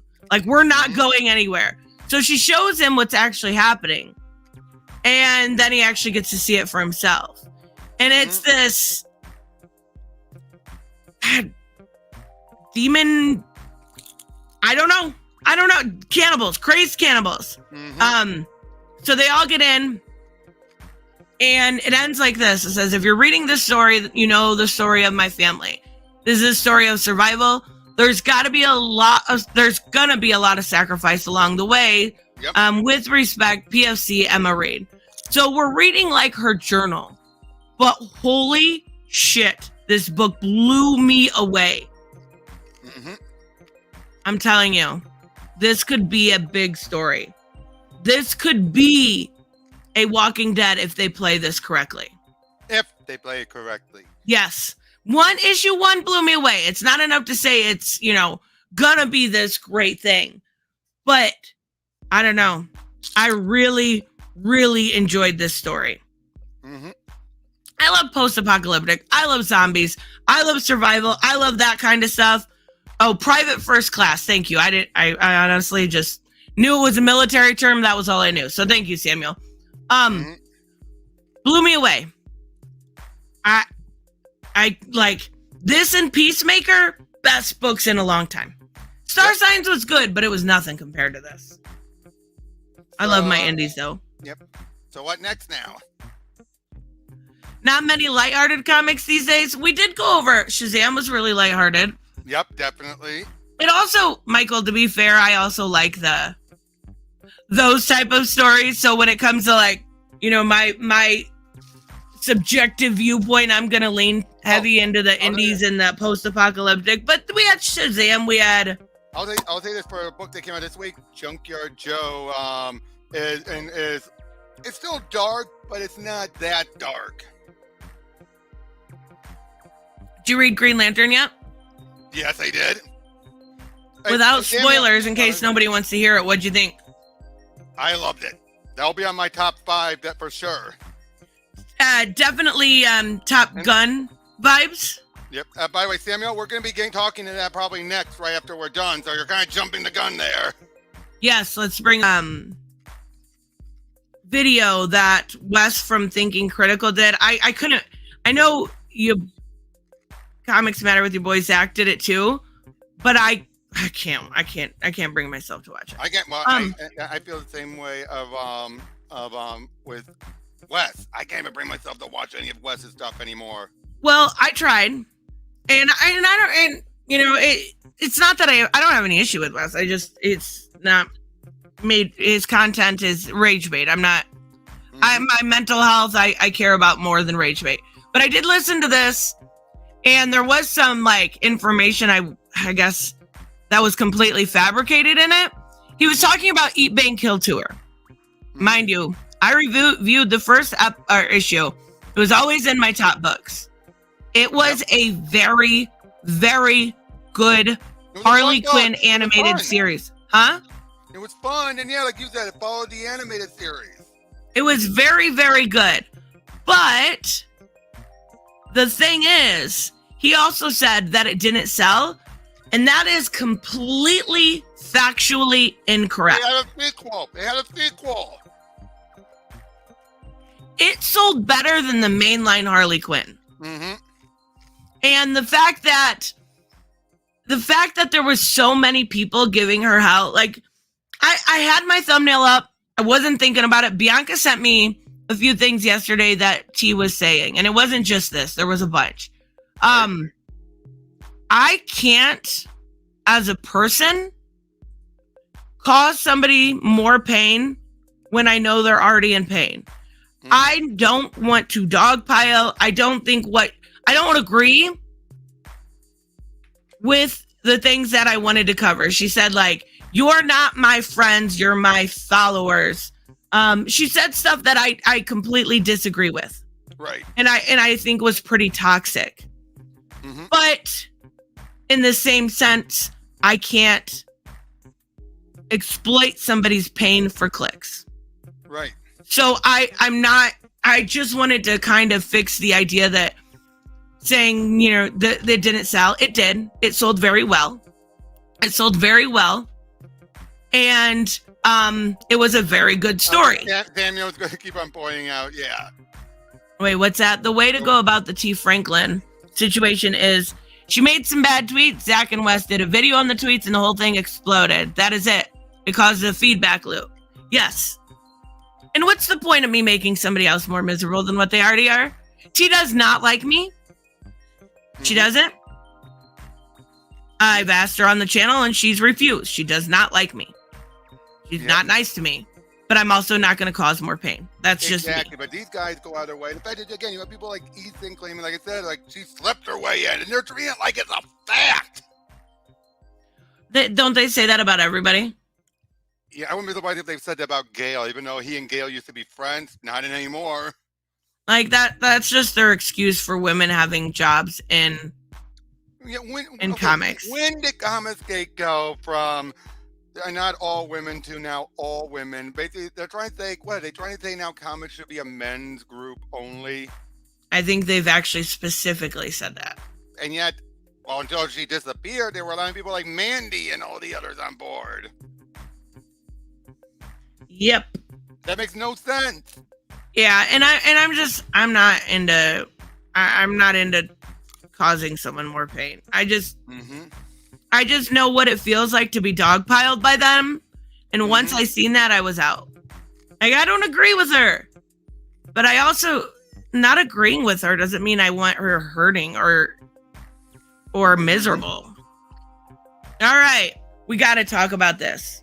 Holy shit. You guys, this dropped. Oh, yeah. This dropped. Mortal Kombat 1? Well, hold on. This dropped yesterday. Literally as I ended my stream. And I was like, still had my microphone hooked up. And I'm like, I'm fucking watching and not recording it. I was so fucking excited. I cannot wait for this game. And I think it was Samuel Sierra in my comment section before this report came out that said this exact thing. It's not, it's going to be a reboot. We were all saying it's going to be a reboot. There are 2 rumored characters we will talk about, but I'm fucking excited. What did you, I put out a little teaser. So what did you think of the teaser? I'm excited. Did you hear me? I need a little bit more emphasis on that. I am swallowing. I need a little bit more emphasis. Come on, get fucking excited. Okay, I am excited. I am excited that it's going to be a reboot, which is basically where we were left off before. But the big question is it going to continue on the with the plot point from that, but starting over, or is it going to ignore everything from 11? We'll look at the teaser, and I will tell you my theory. How can you hate the tease, Max? How can you hate it? Come on now. Get excited. I could see Peacemaker as one of the DLCs. Peacemaker and Homelander. Oh. Peacemaker is definitely an easy pick. Like, he's gonna be in it, you guys. Let's just be real here. It's an easy guess. So we're getting Mortal Kombat 1 is a reboot, and a full reveal and launch date is imminent. Now, it is Ed Boon. Ed Boon, I absolutely adore Ed Boon. He's great with the fans. He's great with the teases. He really, really knows how to make you want something so much more. He knows what he's doing. So I fully expect he'll be giving a little bit of, little bit of teases. I originally thought, is it State of Play that's coming up at the end of the week? I think so. Or not at the end of the week, 2 weeks. I originally thought maybe they were going to do it there. But if you remember last time, Mortal Kombat does their own live streams. And they like to have full attention on them. So I don't think that that's going to be the case. I think that they're going to want their attention solely on them. Right. So here's what we have here. This was followed up by a person on Twitter stating it'll be available for Xbox Series X, PlayStation 5. These are easy guesses. These aren't scoops. Stop it. We're gonna watch it, but the big question is this, like I said, is this following from 11, or is this going to be like ignoring 11? I have a theory. I promise we'll get there. So it says, obviously these are cost. I mean, I will be getting the collector edition. There's no fucking doubt about that. Well, I think that might be a physical collector's edition. Well, for sure, they always do a collector's edition where you get like a scorpion thing or this or that. Like, but I mean, I gotta have it. Sorry, it's Mortal Kombat. Anything Mortal Kombat or DC, it's like take my fucking money. I still remember when you had that katana mask or scorpion mask, whichever it was. Scorpion, yeah. Yeah. I love it. Yes, that came with it last time. So this says the source says it's coming in September 2023. Although the plan may be in flux, which makes sense. See, here's the thing. I thought yesterday I was thinking more of October release, only because well, they need a big release now with Suicide Squad bumped to next year. Yes, and not only that, like they're gonna want this available for holidays. Mm-hmm. They're gonna want this available. This is gonna be a big thing. So I'm really, really excited. It says MK1 Character Pass will feature properties owned by Warner Brothers. Duh. It's got Peacemaker and possibly even Homelander from The Boys. Awesome. Yeah, I mean, none of what they're saying here. Like, I love how they're like, this is a crazy scoop. No, it's not. They're just predicting it all. But yeah, but again, like I said, I'm just focusing on the story. Is this going to be a hard reboot that ignores everything from 11, or is this playing off of what 11 had done? Like, will we be seeing Fire God Liu Kang, or will we see Raiden? Let's bring up the channel. You get why I'm asking all that, right? Yes, and that's why I want to bring up the teaser. You went for 11. Oh. Whoops. I just meant to type in Mortal Kombat because I want their channel. There it is. Why are other people uploading it? That's reuse content. Reuse content. Did I comment on this? I don't think I did. Yes, yep. I did. I put yes, reboot time. I was so excited, you guys. I'm still so excited. We're going to put this at slow speed. We got to do it. All right. Ready. So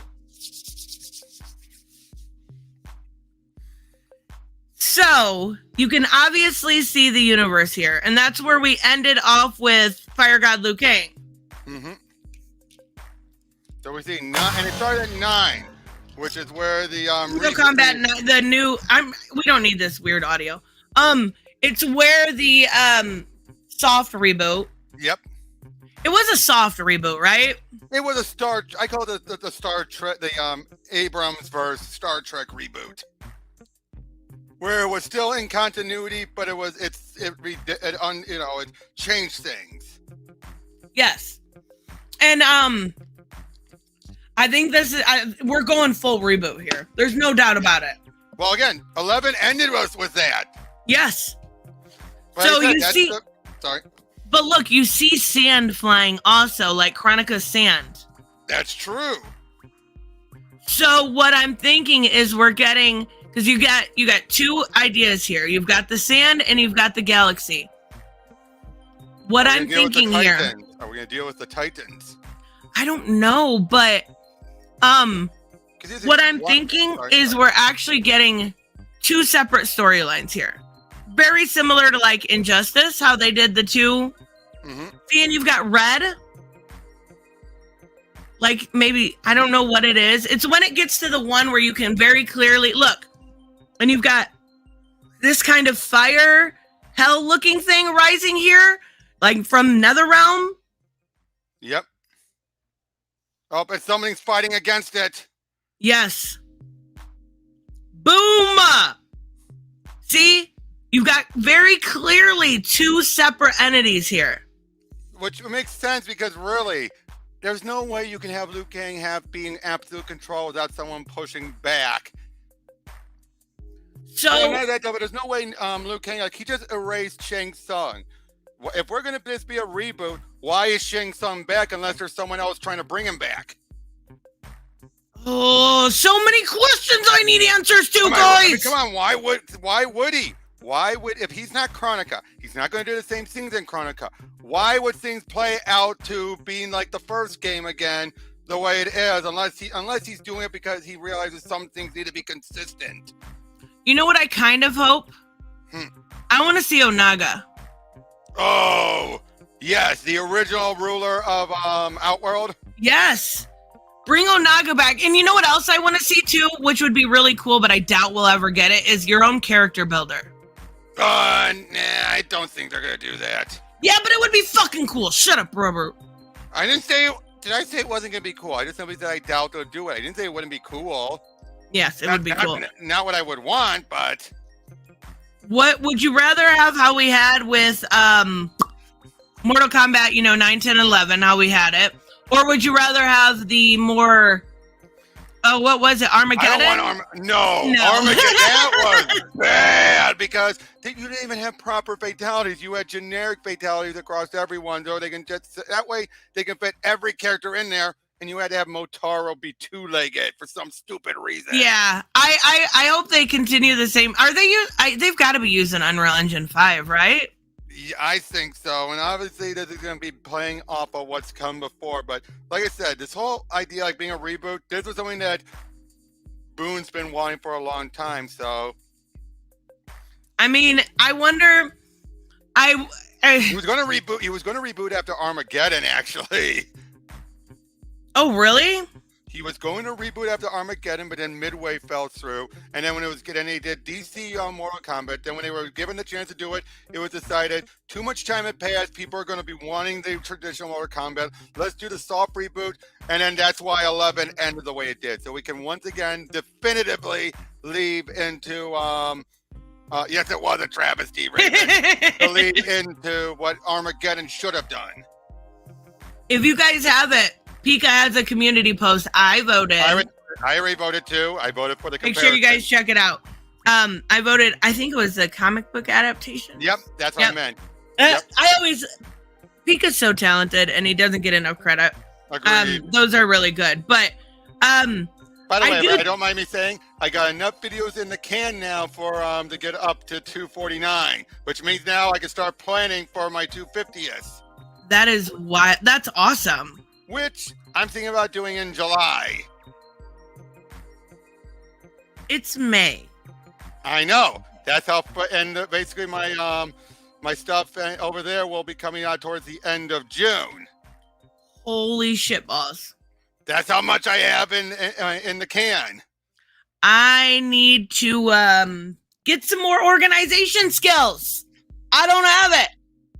Yeah. I'm crazy. That's all right. Better, like, I think Perch says he does the very same thing. Like, he could not do a video for like 6 months and no one would notice.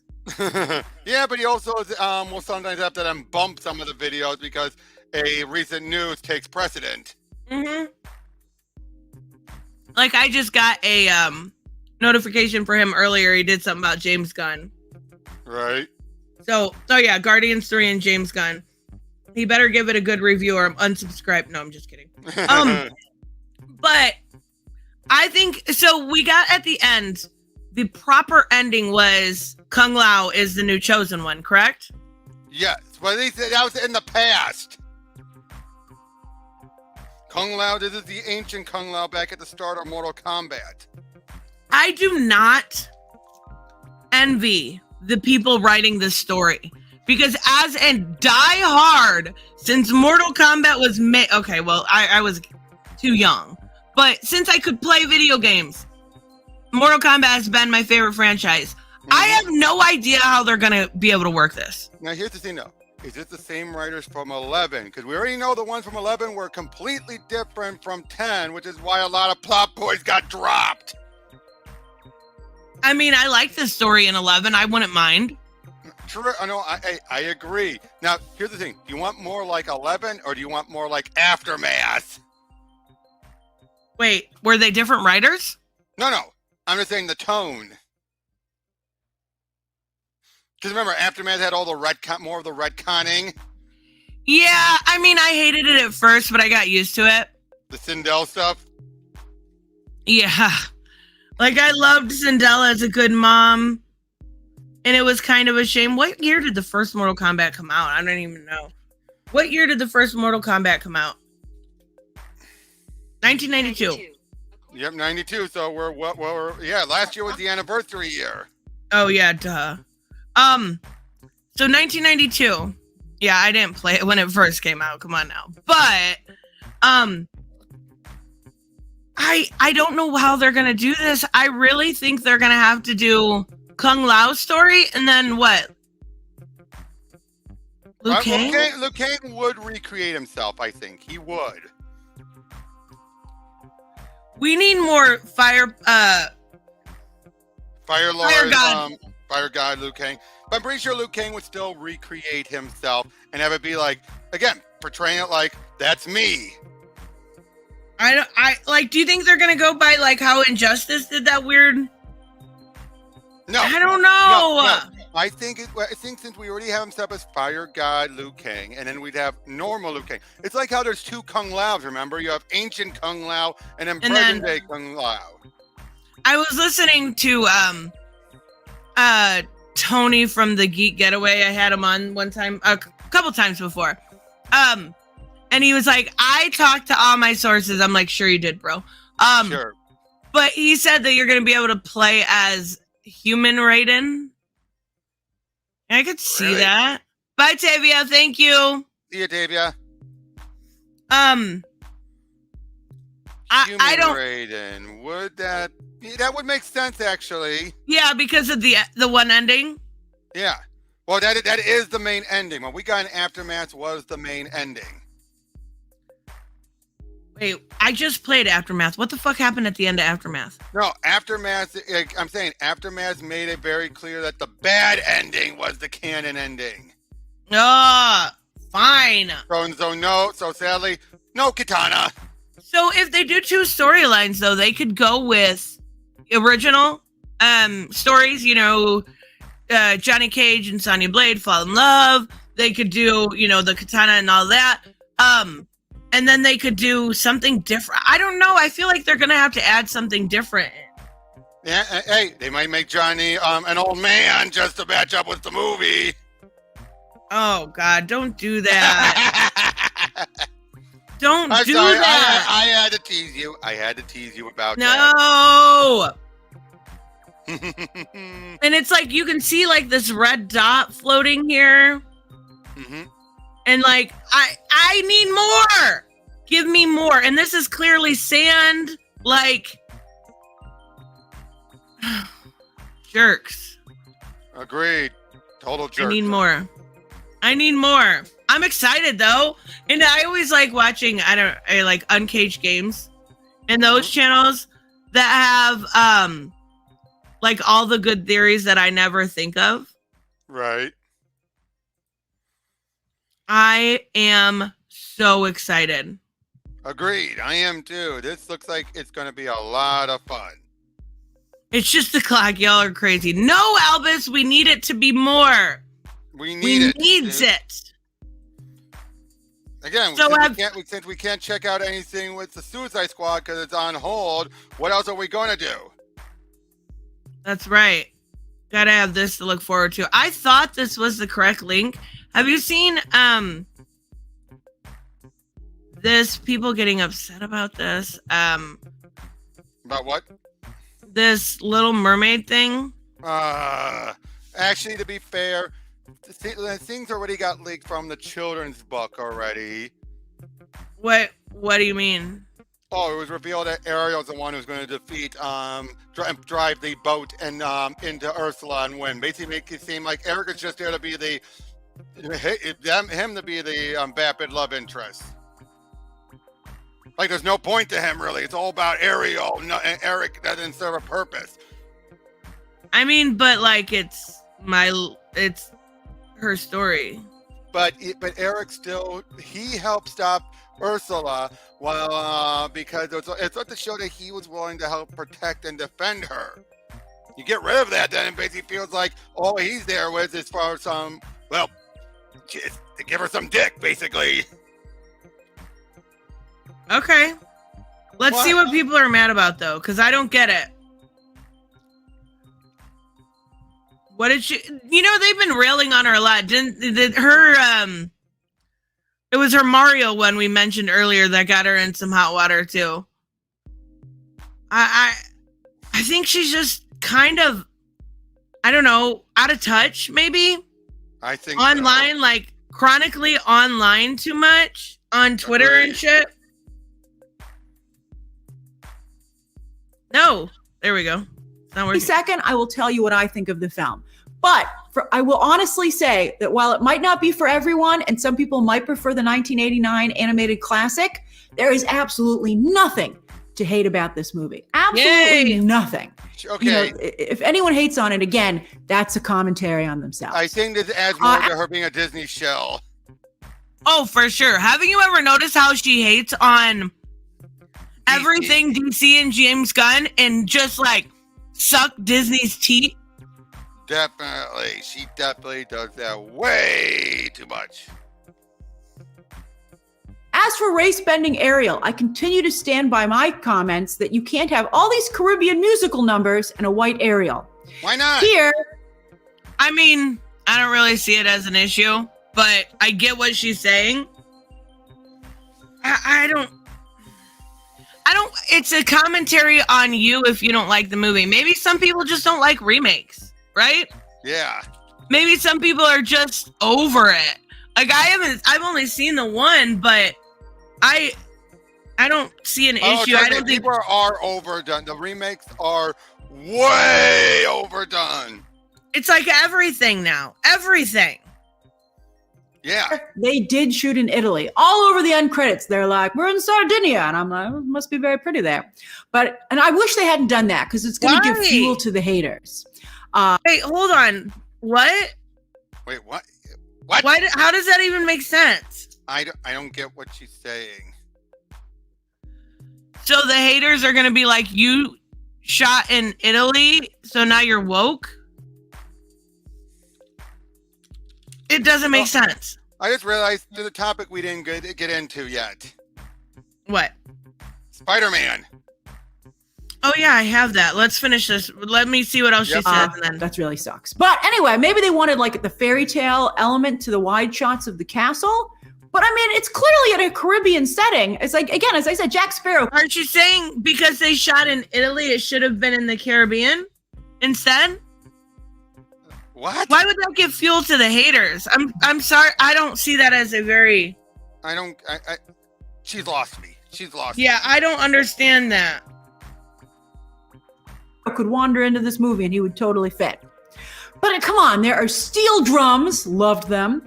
And while the aristocrats in Eric's kingdom talk with a British accent, Trinidad was a British colony from 1889 to 1962. But a lot of the people, not the aristocrats, but the regular people of Eric's kingdom, they speak with a Trinidad accent, just like Sebastian does. So it would be ridiculous for a white Ariel to be in this environment. And truth be told, so much of this is her justifying. She's making up all these little things and saying, oh, this makes sense. I'm sorry. This is just beyond being a shill.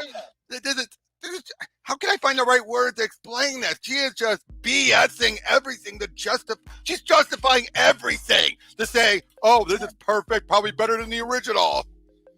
Yeah, I don't think... If you enjoyed the movie, do a positive review on it. I don't think this level of justification. Who talks like this about a movie like this? Who tries to go for like you said, justifying everything? How much did they pay her for this? I have to wonder. How much did they pay her for this review? I mean, Disney, I'm right here. You can pay me. Many moments when watching the movie where one has to wonder why Eric is still white instead of black or Latino, especially when the queen is black. It's sort of explained. There's kind of a mystery there, which they never really solve, maybe in a sequel. But also, after I was watching, I'd say maybe 2/3 in, I was like, this is interesting because by keeping Eric white, you're kind of underscoring that a human and a mermaid's romance has similarities to an interracial romance. So I do think that tracks. I think making this movie way too deep, too deep. She's trying to, I think in her mind, she thinks, I won't be a shill by acting like it's some deep thing. When it's screaming, I'm a shill, making excuses. Yeah, I think Ori's right, too. I didn't even think about that. I think the haters are woke folks who might think the film should have been made in the Caribbean. That could very well be. This is odd even for Grace Randolph. Yeah, this is beyond. I think the movie is bad. There's going to be so many changes. I mean, she's just trying to do all this justification for it. Yeah, I'm going to see it. Like, I'm interested in seeing it. Sandra put this back. She's putting the superficial in front of the story. This is when you happen when you make the scenes before the story. Yes! Perfect way of phrasing it. Yes. Okay. So what did you think of this? Spider-Man. There we go. First of all, I will say this. The fact that they aren't her actual kids did salvage things a bit, but this here... So they're not her actual kids? No, they found them, and basically the whole theme they're saying is she and Paul have to be together for the sake of the two kids because they'll be complete neurotic messes if this family they've developed for a few years breaks apart. I mean, but why are they making this so like... Well, it's going from bad to freaking worse. Because they want to... They hate MJ. Clearly they hate Why? MJ. Because that's the one person everyone keeps on saying Peter should be with. And they don't want that to ever happen. They want people to shut up and simply saying, forget MJ. MJ's never going to happen. Gone forever. Never going to get married. He's going to be single. He's going to be with all these other love interests. He is never going to get married. Period. Deal with it. So they're doing everything to make people hate MJ so they will shut up about the marriage. This is a whole new level of like... I know, especially when it feels like we said we'd be together, but now it's like, I'm sorry, I'm not leaving him. And then again, her attitude way back in the first few issues is even worse. And this is Zeb Wells? Yep, and I'm telling you this makes it clear they had no idea what they were doing when they started. I don't think Zeb Wells thought he was going to be lasting this long. He probably thought someone else would come up with an explanation, but he ended up sticking around this whole time. I think the story could have... I don't know why you would... Like, this feels like you're trying... This is worse than the Selena and Batman stuff, in my opinion. Yeah, at least in that one, it made some sense, and you have Bane's manipulation behind it. Yes, I agree with Pika. Yeah. I don't understand. Is this John Romita Jr.? Yes. Which I guess the artwork is not bad here, but it's the writing. No, the artwork's fine. I'm not a big fan of him, but the artwork's fine. I don't understand why they would do this. Yeah, this is the worst crap. And seriously, Zeb Wells has done good stuff. His Carnage miniseries he did years ago, really good. They're in my Carnage omnibus. I'm just really surprised they're doubling down on this. And this is why I keep on saying, I'm positive Zeb Wells is a yes man for Nick Lowe. This is Nick Lowe entirely. Goodness gracious. I'm so glad I barely read any Marvel. Oh yeah, that's the other thing. Sam and Mary Jane had superpowers in the Mary Jane Black Cat book. Oh boy, I feel bad for Jed McKay. He wrote a great one shot, but then it's so clear that that was a good one shot. Yeah, but then the editorial held him and they think you have to do this, and the writing it's so bad in that miniseries because of the editorial hindrance, and they say, oh, you have to make MJ a bitch and make sure Felicia looks better. That's ridiculous. I like Felicia a lot, but come on now. But again, it makes it very clear they hate MJ. They have it out for her because they want people to shut up about the wedding. Goodness gracious. So what do you got going on in your channel this week, Robert? Continuing on with Guardians of the Galaxy, I'm around chapter 10. No spoilers! No spoilers. I would just say, though, you're going to hate that pillow of yours. You're going to hate it. I love the pillow. You are going to hate it for what it does. I love the pillow. I want to use it. I want to cover up with it. After what it does, I can't wait to see you try and justify it. I probably won't be able to. but You still. won't. It But, looked like it didn't look like a pillow in the second playthrough. The first playthrough, when it was so pixelated, it looked like a fluffy pillow. Yep, but as far as I got so many videos in the can. I still got my Guardians of the Galaxy videos with Ingrid. We'll be coming up on the holiday special. Awesome. And then tomorrow we do the I Am Groot. And I just recorded last night with Pika Shades going over what's so funny about Truth, Justice, in the American Way. And Great with book. and with Ingrid, we went over Junkyard Joe and the Blizzard story and the Image anthology books. Oh, I need to watch that because I only read the first part of that Blizzard story. Wait, White Knight World's Finest. Wait, what is this? What's White Knight World's Finest? Oh! What? It's the next part of his the book.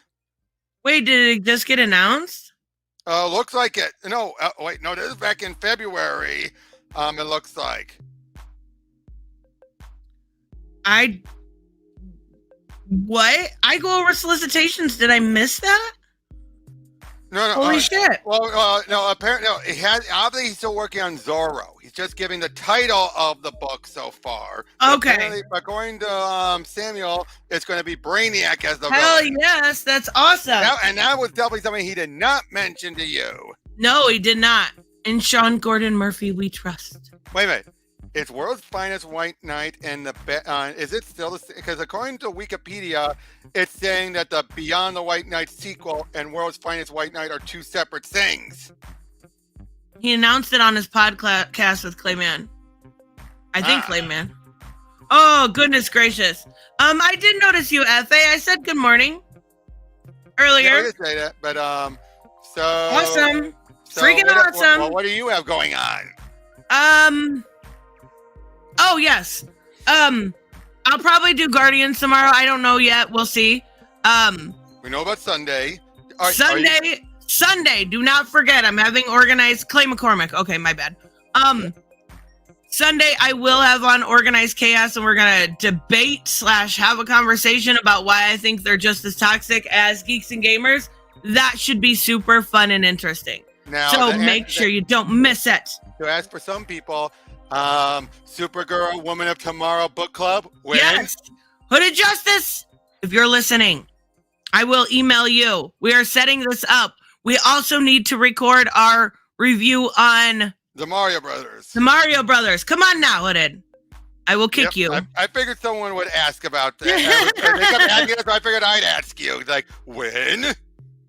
Yep, exactly. We need to get that stuff done. I really, really do. All right, guys. Thank you so much for stopping by and listening to us geek out about our books. And we will see you guys next time. Bye-bye.